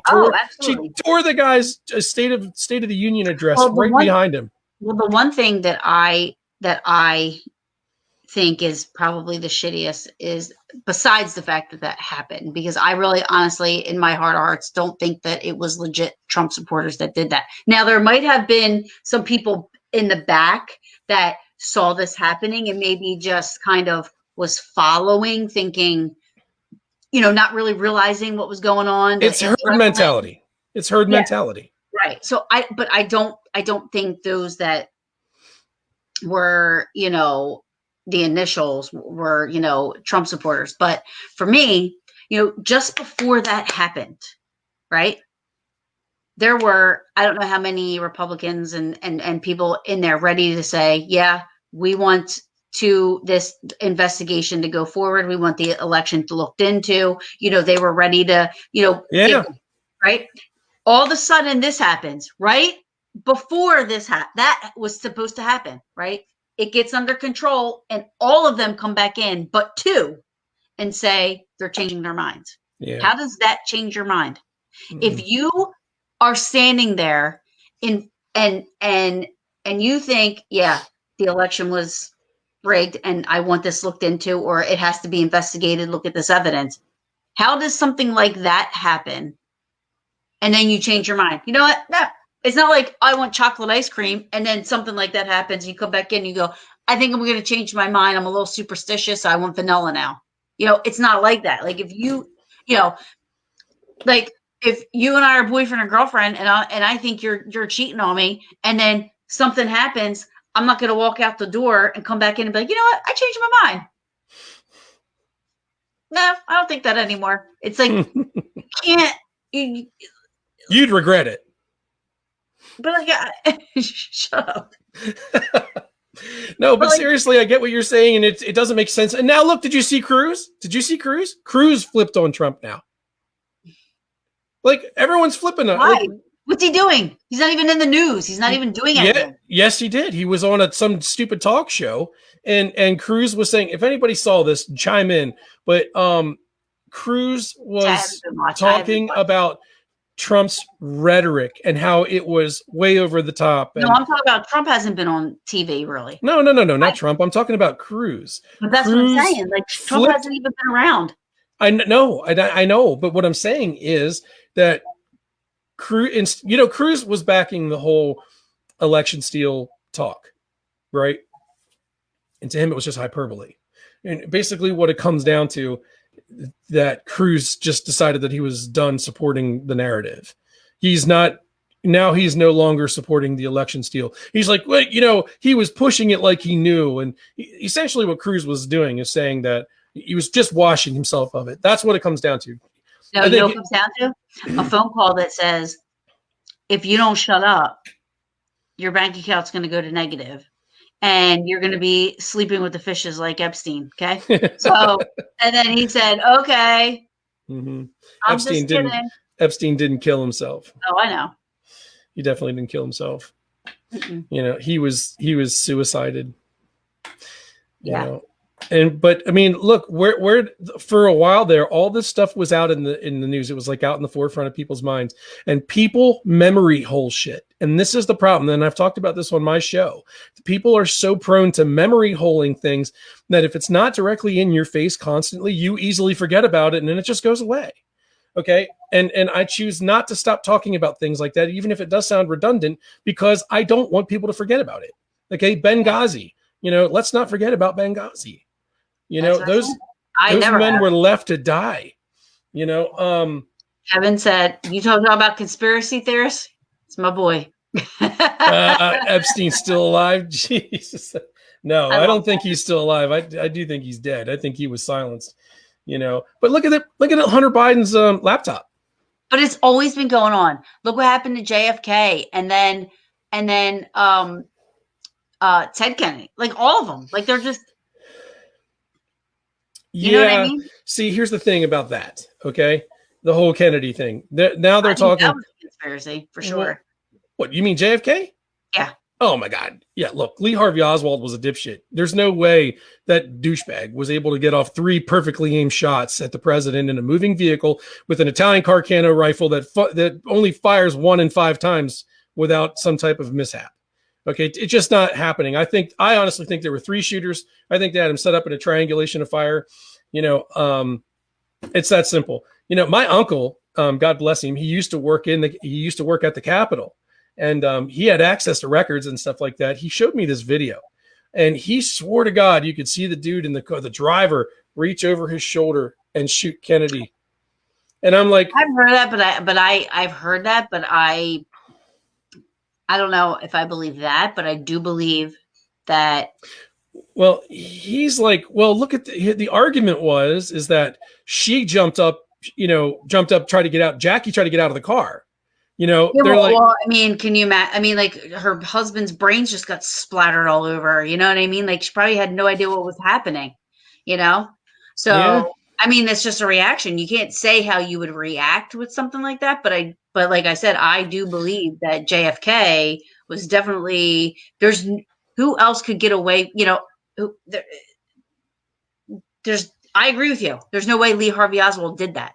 He could have been. He could have been part of it. He could have been involved, but he did not do that alone. He was involved because they said, we're going to use this little dude, just like they're doing to Biden. Biden's like the up and coming Oswald. I do this often. He's the puppet on the strings, Yeah.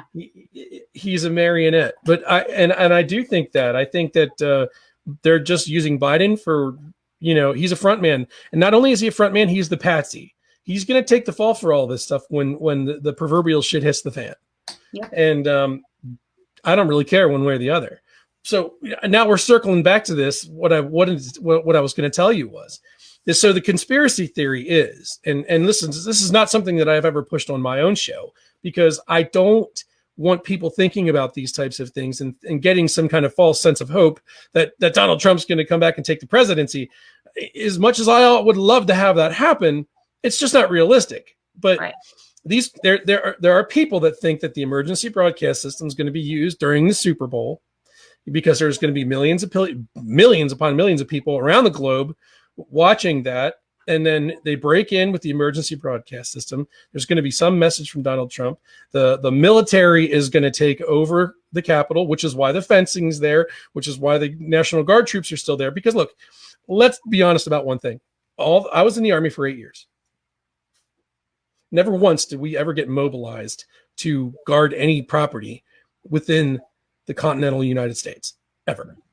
Okay, so that is a really strange thing. And not only Did they do that? There was 27,000 troops, and then there was federal police, and then there was like Capitol Police. It's a total of like 31,000. 31,000. That's more people that were mobilized in Iraq and Afghanistan. Right. In our nation's capital. That seems really fishy to me. Right. Really fishy to me. Okay, take that aside. Okay. Now there's people saying that the whole thing was shot on a sound stage and this, that. See, this is where people start going off the deep end. Okay. That's not happening. That whack job is in the White House. Whether we like it or not, that douchebag is in the White House. And he's going to be there for 4 years or until he dies or until they suicide him. And then it's going to be Harris or they're going to 25th Amendment that guy. And then Harris is going to be installed as the president. And she's going to become Pelosi is going to be the vice president. Yeah. The writing's on the wall. Okay. But I do hope that, I mean, listen, I don't, you know me, Taryn. I'm very conservative and skeptical about a lot of things. I do not believe that there's some major conspiracy that Donald Trump is going to just magically pull the Trump card and become the president on March 4th, because it's. I was in the Trump dance. I was in the Trumpy Bear dance. Oh, okay. I'm like, what the hell is she doing? Wow. Yeah, because I only have you on this little window, so it just doesn't translate well. But anyway, no, I as much as I would love for Trump to actually come back and take over the presidency, because look, the United States is basically a bankrupt corporation, is what they're saying. That's true story. That's funny. That's good, all right? Friendly spirits are conservatives and all evil spirits are liberals. That's got to be true. I would definitely buy into that theory. Yep. And I think if enough of us agree on that, enough of us here agree on that, I think it just becomes fact. It's not theory anymore. So wait, in this book, it says that Nixon's troubled spirit is still pacing the halls of the White House. Well, he was kind of a douchebag. He did screw up. Watergate's a thing. There's a videotape that captures the ghostly image of Theodore Roosevelt.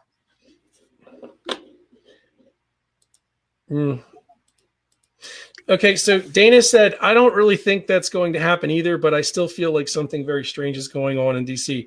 No, I totally agree with that. I totally agree with that sentiment. And I've been researching and following this, because, again, this is what I do on my show. And, there are huge question marks. There's things that I'm like, why are there so many troops? Why did they put this fence around? It was not because of one riot or insurrection. You know what gets me mad about those 31,000 men that were there? Men and women, excuse me. Mm-hmm. The fact that the very people that ordered them to be there have zero respect for any of them, want to defund police, and this and could give two shits about any of them. Yeah, that's true. So especially Pelosi. It's off the. Oh yeah, go ahead. It's off the cuff with the Heisey brothers. It's the Heisey bros. It's off the cuff with the Heisey bros. If I'm allowed. If his ex-partner didn't block me from being able to post. I fixed it. What a child, man. He didn't like the fact that I got rid of him. But look what he was doing to my show. You know what I mean? If you tried to bounce anything off of him, you just sat there kind of like a bump on the log. I called him on it. So I call him on it, and then he goes on there and starts blocking all my comments, and mm-hmm. he's a little butthurt. He's totally butthurt. He could not handle it. His ego is monumental. You have to understand something. He's written 2 books on Gettysburg.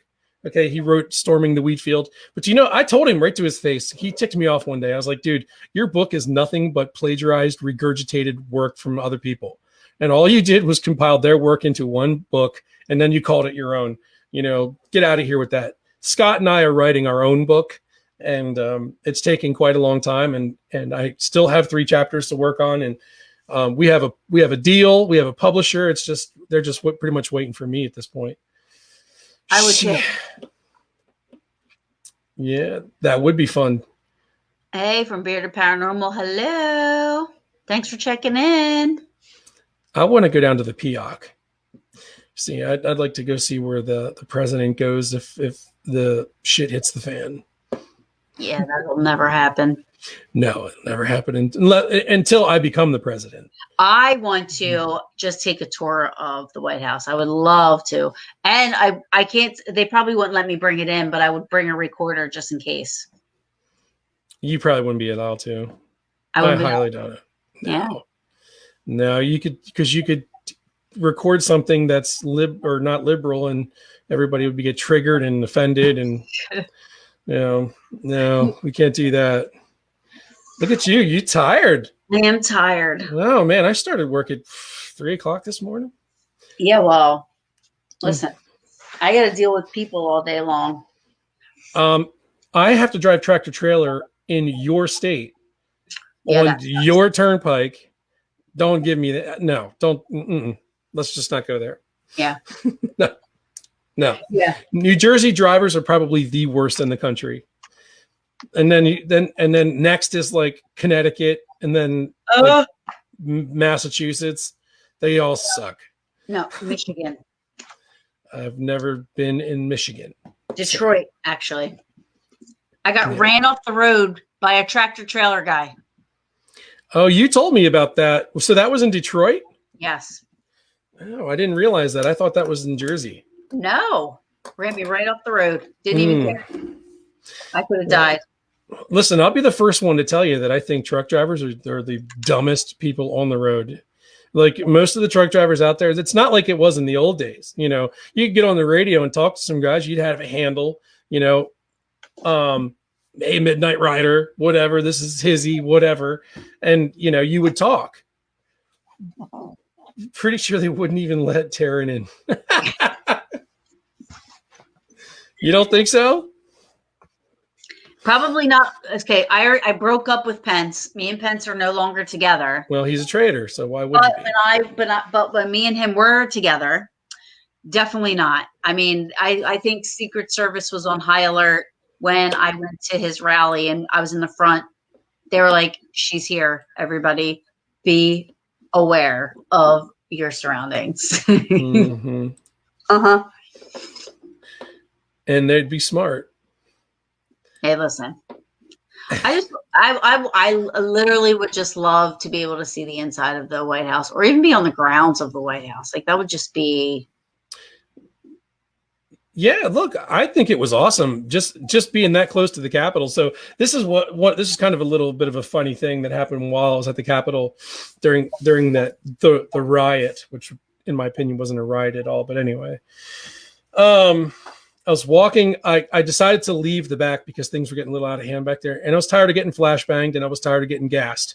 So I just started walking around to go to the front of the building, and I got gassed again because it was blowing. The wind was blowing right in my direction, and a grenade went off like 35 feet away from me, and it just blasted us. Terrible. But we walked. I was like, you know what? Let's go up and touch the Capitol. I've never been this close to it. I just want to touch the damn thing just so I can say I've done it, you know. And as I was walking up to touch the Capitol, I got gassed, so I didn't touch the Capitol. I was going, oh, I was squirting water in my face. It was horrible. And then it was like being in the gas chamber in basic training all over again. So then when I got around the front, I heard them breaking windows, and me and my buddy John, we ran up the stairs. Some dude tried to stand in front of me. I was like, you don't want this, out the way. And I went up there and I took a picture. I got past the dude who was trying to stop me. And then I took a picture of the person breaking the windows. And then I went right in there and grabbed that dude because he was being pushed away from the window from a Trump supporter. And two of us removed that one guy who was breaking the glass up there. And we called him some names that are probably not appropriate to repeat here or even on your show. They must be bad because there's no censoring on the brew. Dana, who are you talking about? Deep State. I'm curious about who you're talking about. Oh, Pence? Pence is Deep State? I can't even call him Pensy anymore. No, doesn't it feel dirty? You should feel dirty. Yeah, because that was my cutesy little hi. Roscoe. Hi. Is there something? Can I help you? Yeah, but Pence. What he did he easily could have kicked those electoral votes back to the states. He had the He literally constitutional broke right my to do that. Should have went back to the state legislatures where they could have debated on it, and this would have been overturned. Look, I still think the truth's going to come out. I do. I mean, there's widespread voter fraud. Dominion voter machines were flipping votes. I even saw one video that showed on the television where the votes were flipped and just completely blatantly right in front of you. That's like they're not even trying to hide it. I know. That's the thing that gets me so mad, is that this is like it's just in everybody's face, and everybody's just like I don't want to say everybody, because there's 70 million people that are pissed off about it, but like everybody else is like, that's okay. And Nixon was actually president. Definitely something you want on your bucket list. Yeah. Yeah, I guess you are dating yourself, Greg. Well, yeah, I mean, Nixon was something else. Watergate. But I got to tour the White House. Mm-hmm. Oh, that's so cool. You can do it now, but you have to get on a waiting list. There's a huge waiting list, and you submit your name, and then they'll put you on this waiting list. And then whenever they'll email you with a date and time that it's available. If you can make it, you can. If you can't, you can't. That's all there is to it. I mean, I don't care what I'm doing.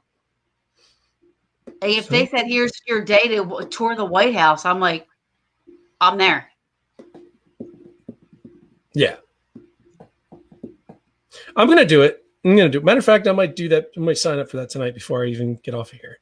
Oh, you're so cool. Stop. Are you looking at Bubba? Who's that guy? What's that? You see yourself? Hi, Roscoe. Say hi, Bubba. He's a cutie. Yeah, he is. I got his attention. Like, what's he doing? What?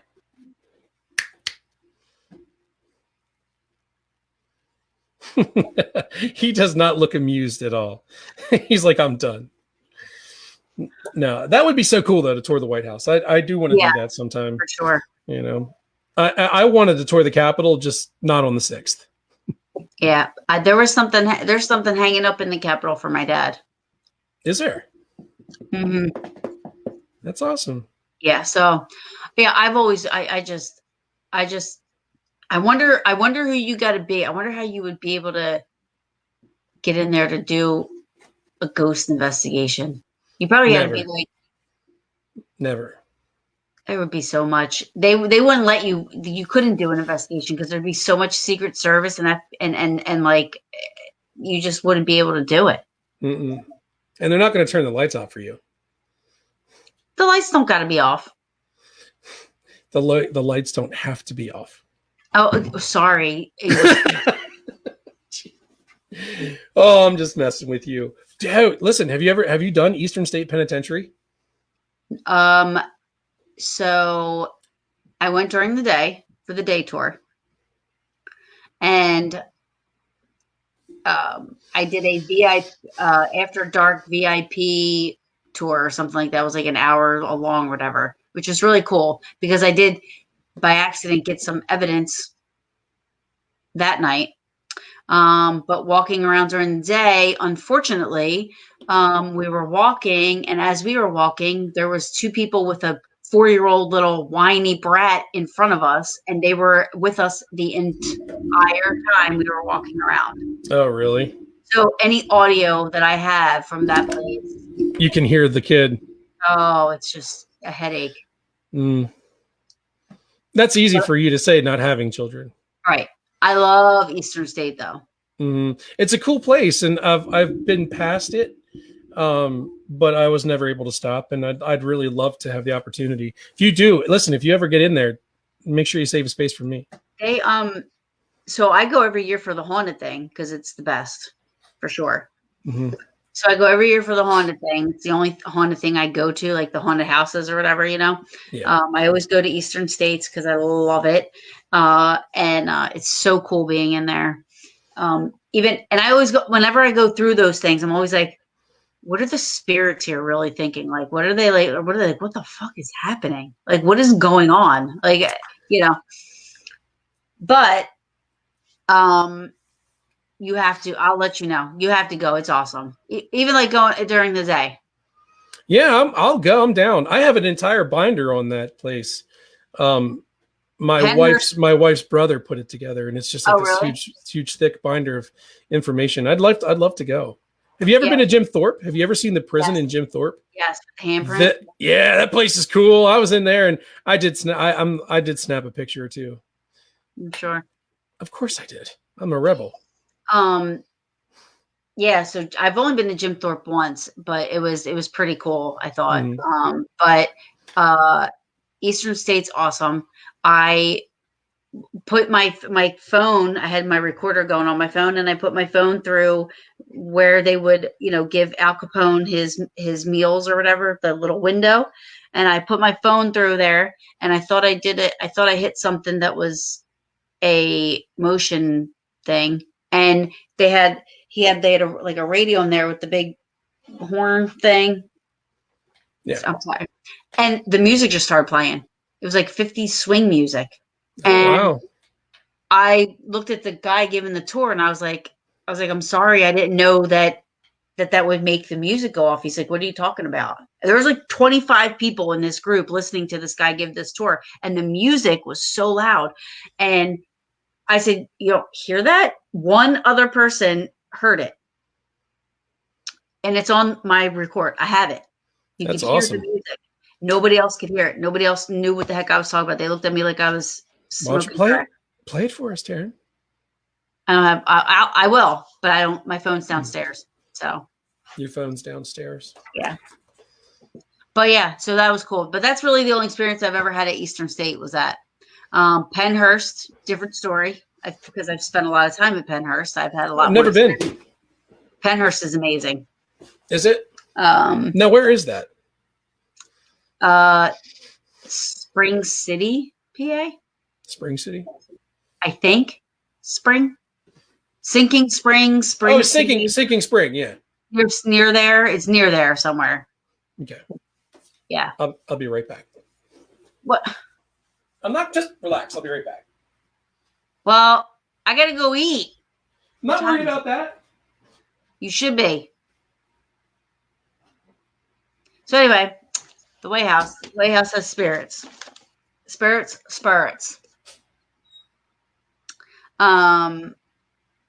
So that's why we were talking a little bit. The haunting of the presidents in the White House. Everybody has a story. So, I think it's a really good book. So if you guys ever, it's just stories, like, it's not anything. Spring City, PA. Thank you, Craig. And hi, Peter. I saw you up here earlier. Is this reading time? No. Hey, Megan. It is reading time. It's bed night. It's bedtime reading with Taryn. Let's go. Let's have us a story. Oh my gosh, that's a good idea. I know. Not right now because I've been on for a really so long time. Full of good ideas. But how are you feeling, Megan? How's the baby? Adorable. Yeah. Where did you get the book?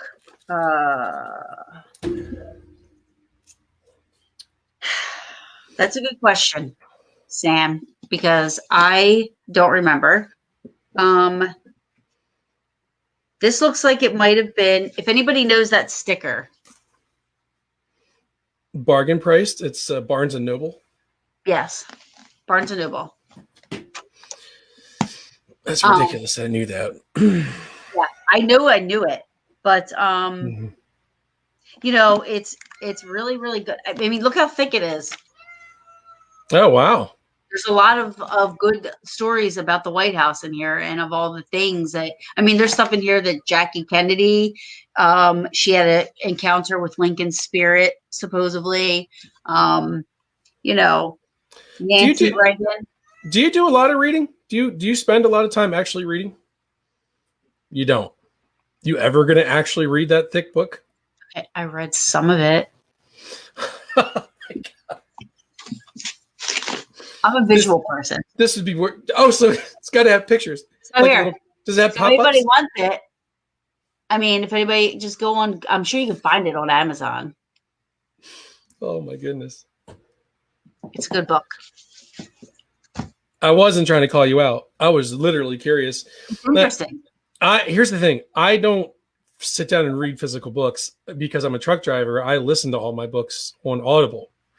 Oh, And see, I can do that. I listen to books all the time. And it gets old after a while. You just, when you're trying to stay awake when you're driving a truck, and sometimes it wants to put you asleep. You're just like, oh God, better change the book. I can't. I have ADD really, really bad. So, Megan, thank you. She just misses me. Mm-hmm. I'll see her in a month.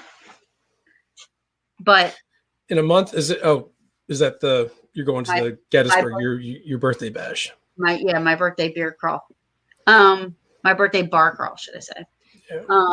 But now I forget what I was saying. I still didn't get my invite for that. I'm just wondering. I did. When? I said you and Monica should come up for my birthday. Oh, yeah. I guess you did say that. Yeah. Anyway. Well, I forget what I was saying. I can't. I'm a bad reader because of my ADD. I have ADD so bad that if I read something, I literally have to reread the same thing over and over again until it sinks in my brain. Mm. So it's hard for me to follow. You didn't do a lot of like cramming in school, studying, things like that. I was a social butterfly in school. So in other words, you got all the boys to do your homework for you.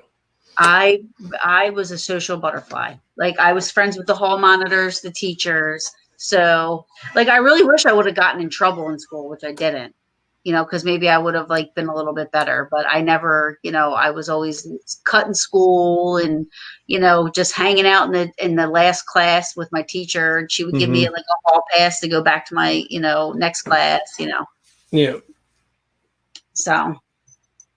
That was yeah. I mean, that's, I hated school. I mean, I was kind of like the black sheep in my family, and that translated over into school. So I didn't really, I didn't get along well in school. So I got into fights and, I did things like that. But, looking back on it, I wish I would have been, I wish I wouldn't have been so shelled up. I spent a lot of my high school years, just kind of like hiding back in the corner, just leave me alone.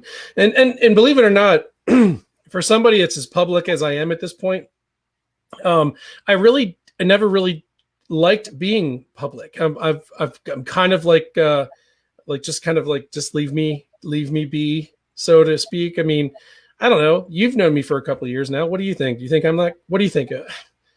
I don't think you're like shy or anything. Antisocial. Like that. Yeah, I don't think you're antisocial. No. Yeah. Sometimes I wonder. I don't know, because I get a little uncomfortable being around large groups of people. I go into like, I get into moods where I'm like, I don't want to talk to anybody or be around people because I hate people. Mm-hmm. You know what I mean? Like, just give me my fur babies. I'm happy. Yeah. But for the most part, I think I'm, pretty social. You're probably the most social person I know. Shut up. I am not. Yeah, you are. No, I'm not. I saw you at Gettysburg, like talking to everybody. Like, I'm like, first of all, this is like way too much. This is overload for me. You know what I mean? So I got to the point where I'm like, I don't know how she's doing this. I can't even be around these people right now. Yeah. But it's just, it's anxiety for me, which is very strange. Nothing really shakes me too much. You know what I mean? I'm not afraid of anything, but just for whatever reason, being around a lot of people makes me uncomfortable. You're the honorary mayor of Gettysburg. That's what you ought to do. You ought to run for office in Gettysburg. You know who says that to me all the time? Who? Mike Wood. Oh, Mike. He calls me Mrs. Mayor. Mike. Yeah, good old Mike. Yeah, he calls me Mrs. Mayor of Gettysburg. He calls me mayor. I would be the mayor. What do you got to do to be a mayor? Mike's a good dude. are your responsibilities as a mayor? I don't know. You got to do town stuff. You're kind of like you're as far as the chain of command goes. There's like the township board. Yeah, but I don't want people like, I don't want to know that people are like trying to ruin my town and shit. Like I would be the Trump of Gettysburg of mayors. I'm not a politician. So Yeah, but Megan does bring up a good point. You have to be able to read. I know you're able to read. I know you're able to read, but you'll have to read a lot. You have to read things like township, like permit papers, permitting things. People that like read stuff for them and tell them and give them little synopses. Okay, you definitely don't have my vote. What if you're my reader? Oh no, listen, I have the same problem you do. Look, here's the weird thing. I'm a history nerd, so I can sit down and I can pick up a history book, and I can read about the World War II. I can read about Bastogne. I can Belgium, Holland, and I can read about Gettysburg and Antietam and Harpers Ferry, which is nice. Nice. It's nicer. But I can't do that. I can't read. I start reading a history book and I'm like, this is going to make me crazy. It is so boring and mundane. I do want to learn. I've got a desire to learn, but yeah, just like Biden signed executive orders when he didn't know what he was signing. That's Taryn. That's Taryn right there. Just give me the. Is this where I sign? Right. Yeah, I would make sure that it would be beneficial to Gettysburg. So that's for sure. There wouldn't be nobody that would fuck with my town. I'll tell you that right now. Oh man, no, I know you'd snap that place right back into order, right quick. But you could get a good advisor. Yeah, but you still have to read. I know. I wouldn't let anybody do anything bad to that town. Mm-mm. I'll say that right now.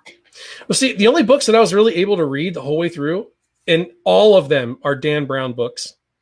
Dan Brown is an awesome, awesome, awesome author. I loved all of his like Angels and Demons, the Da Vinci Code, Deception Point, all of those books. I've read all of them, front to back, every word, and they were great books. If you guys have issues reading, those are page turners. You should definitely pick up Dan Brown books. They're cracking me up. Look, Taryn is very good. Speaking like a true leader already. Yeah, exactly. Wow. And I would have, and I'm like, look, anybody that's friends with me can stay in my town for free. Oh my God, the place would fill up pretty quick. Social butterfly. Yeah. Now, that would be okay. I did read the Da Vinci Code, really good one. Megan said she read that. She said it was good. Yeah, the Da Vinci Code was great. It was great page turner. I was when I picked that book up, I was on guard duty in a tower. It was pitch black. You can't see anything anyway, so you're just looking for light. So I'd read a book, and man, I went straight through that Da Vinci Code real quick. And I'm not a fast reader. I take my time. I read it like I'm experiencing it. My brother can just go like this and read a book, and it's like, what did you get out of that? Yeah, no, I can't. I have to reread shit like over and over again. The only time that I was able to get through books without doing that, two people, John Edwards and Mitch Albom. Mitch Albom is an excellent. He used to write for Sports Column in New York, and then he decided to start writing stories like he did Tuesdays with Maury, The 5 People You Meet in Heaven, For One More Day, all kinds of good. And I can read his books are just, he's such a good writer. I don't have to reread. So I'm just like, I go through his books like, just very good. He's a very good writer. What genre does he write in? Well, I don't want to say it's not spiritual. Maybe. I don't know. I don't know. It's weird. It's For One More Day is about him. He was an alcoholic. He tries to kill himself, and he sees his mother that passed away already, and he spends the entire day with her and learns, and he wakes up in the hospital because and I mean, so I mean it's and then the 5 people you meet in heaven, I mean it's him, he's talking about a disaster that happens at a park, and all of a sudden he's like describing these 5 people that he comes across and meets, and lessons he learns from each one of them. And so I mean they got a little bit of everything. It's spiritual, inspirational, motivation, whatever. I mean he's just really good. Like I said, he used to write for sports column in New York. Mm-hmm. To be a sports writer. So I don't know how he got into writing books like that, but you weren't even paying any attention to anything. I totally was. But listen, there's one thing that I wanted to say before I forget it, because this book that I read was like life-changing for me. It's called The Shack. Have you heard of it? Like Shaquille O'Neal? No, not that would not be life-changing unless he stepped on me. Okay. No, The Shack, and it's by William P. Young. It's an epic, and it's just this incredibly powerful book about a guy who goes to this shack looking for his daughter that was kidnapped and murdered, and he literally talks to God, like he talks to God, to Jesus. I mean, it is an incredible movie too. If you ain't seen it, you need to. That needs to be on your to do tomorrow list. It is incredible. Oh, look who's joining us. Ah, hey, Gretchen. The Shack, excellent book. What? Terrence, stop. What is up with you? What? I said, oh shit! The Shack is awesome. Yes, thank you, Gretchen, for backing me up. She's always got my back. She's a regular on my show, and she's always got my back. You're such an enabler. What are you? Oh, so if anybody has see, this is what we are talking about. That's not The Shack. We were talking about The Shack. This is a really good book, but and you wouldn't know because you haven't read a single page of it. Yes, I have. You read one page. Whatever. I read it. Okay. This is what I'm into. So give us a synopsis. I did already. No, like a really good one. I did. Do you want me to tell you a bedtime story? Let's go. Yeah, here, let's go. Read me one. No, don't. I don't want to hear any of it. Yeah, it's a good Have book. a good night, Megan. I'm not sure if you're still here, but it was good to see you. Sort of see you. But there's something here about sickles. Oh. Do you know what Sickles is responsible for? After the war?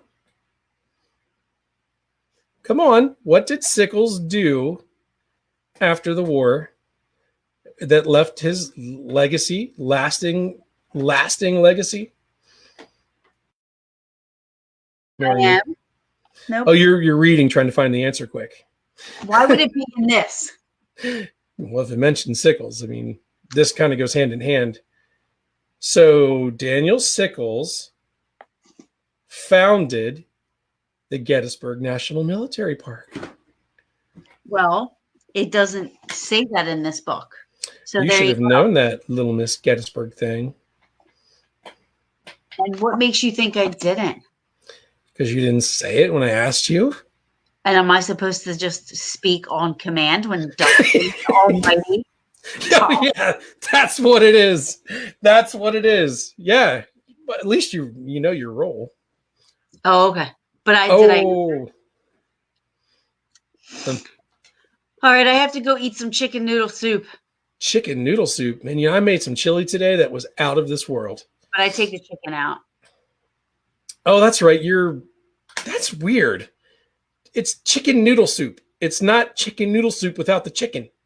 I don't, I'm not into it. I just like the noodles and whatever. So you wouldn't like my chili then because I put hamburger in it. Well, I've been eating chili, but there was turkey meat in there. I tried to sometimes ignore what's in there because. So what is this whole thing like with you not eating meat? Like, are you trying to be a vegan or vegetarian? Mm-mm. I don't like the taste of it. That's a shame. That's the truth. And I can only eat a little bit at a time, because my stomach starts to get upset. So the only thing that I don't eat because of the way an animal is prepared, for lack of better description, for its demise, is veal. Oh yeah, no, I won't. I absolutely won't do that. My mother fed us veal growing up, and we had it a lot. I'm assuming that it was like cheaper, back then because we had veal all the time, and I got sick and tired of eating it. It was like, ugh, I'm so tired of it, and I had no idea what it was. She said it's cow. I'm okay, whatever. I like cow. Cow's good, but when I found out what it was, I was like, this no. Good night, Dana. Horrible. Have a good one. Horrible. It's horrible. So that's the only thing that I don't eat because of the animal part of it. I am an animal lover, very, very, very much so. Sure. But I don't know. I've never had a chicken wing. I have never had an Italian hoagie. I am just not. I You're think an Italian. The last time I think I had a piece of a steak was probably, I don't even know, 7-8 years ago. I don't even know. I just don't like it.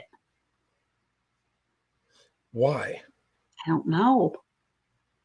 I don't know. That's weird to me. But I grew up eating meat, so I just. Well, so my family did too. But I don't know. I just didn't. I never really got into it. You're lost, man. I don't know. So I don't like seafood either. Now we're on the same page because I can't do seafood either. Now, I like shrimp. I like crab legs, like the king crab legs, and I like lobster.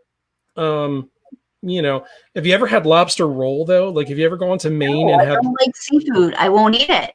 You won't even touch lobster? It's like not even seafood. Still seafood. I don't like the taste of it. No, I'm with you. I can't do fish. I can't do fish at all. Not at all. Wait a second. Like, you don't like none of it? Like, not even like crab legs? Shrimp? Not even shrimp? Oh, nope. Man. Nope. None of it. None of it. You're missing out. So, hey, there's Sam. Hey, Sam's a good dude. Sam checks out. Sam's always on my show, and sorry, dude, I haven't been doing my show. We're kind of transitioning over to Paranormal Brew. Actually, what we're doing is we're gonna put Paranormal Brew into Off the Cuff, and we're just gonna bring Taryn over to our show, and you guys could just check out that beautiful face over there.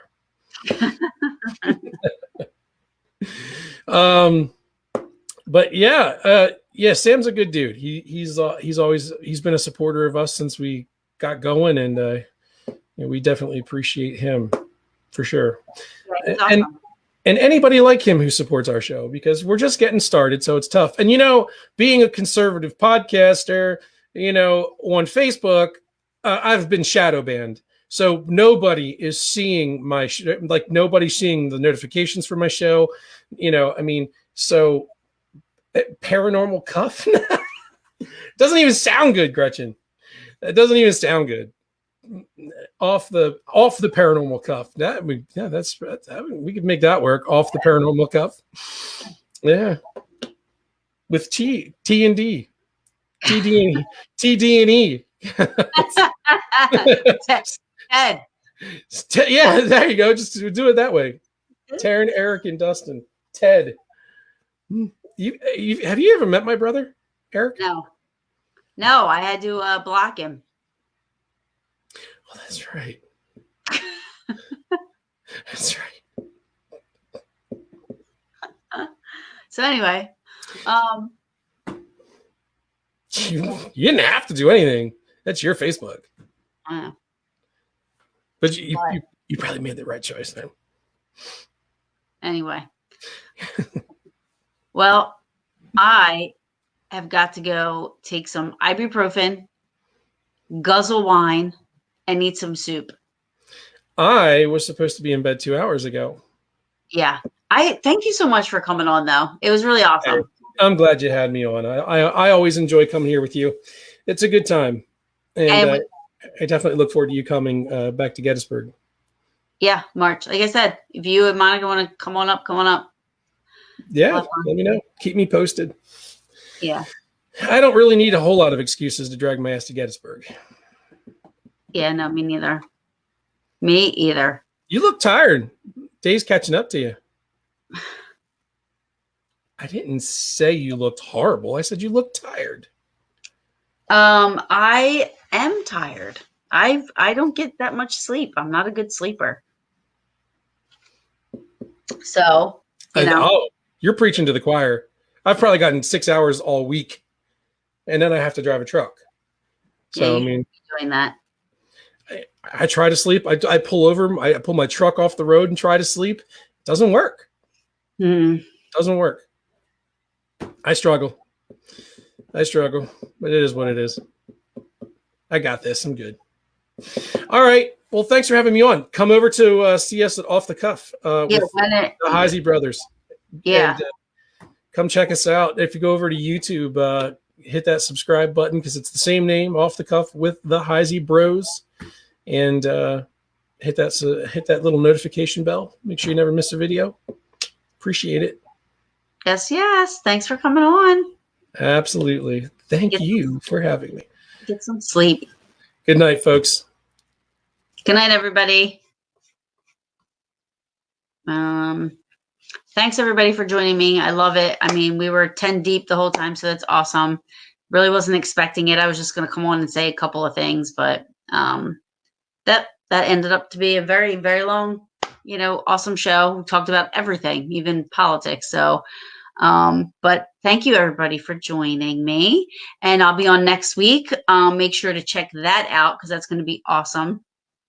I have it pinned to the top of the page. So it's going to be a really good show. I love the two guys that are coming on. They're awesome. Al, who was on earlier, I don't know if you guys saw, but it's one of Al's partners. He's part of SRS Paranormal. So, but they'll be on. So join me next week. And until then, everybody stay safe. And thank you so much for your support. I love you guys. See you soon.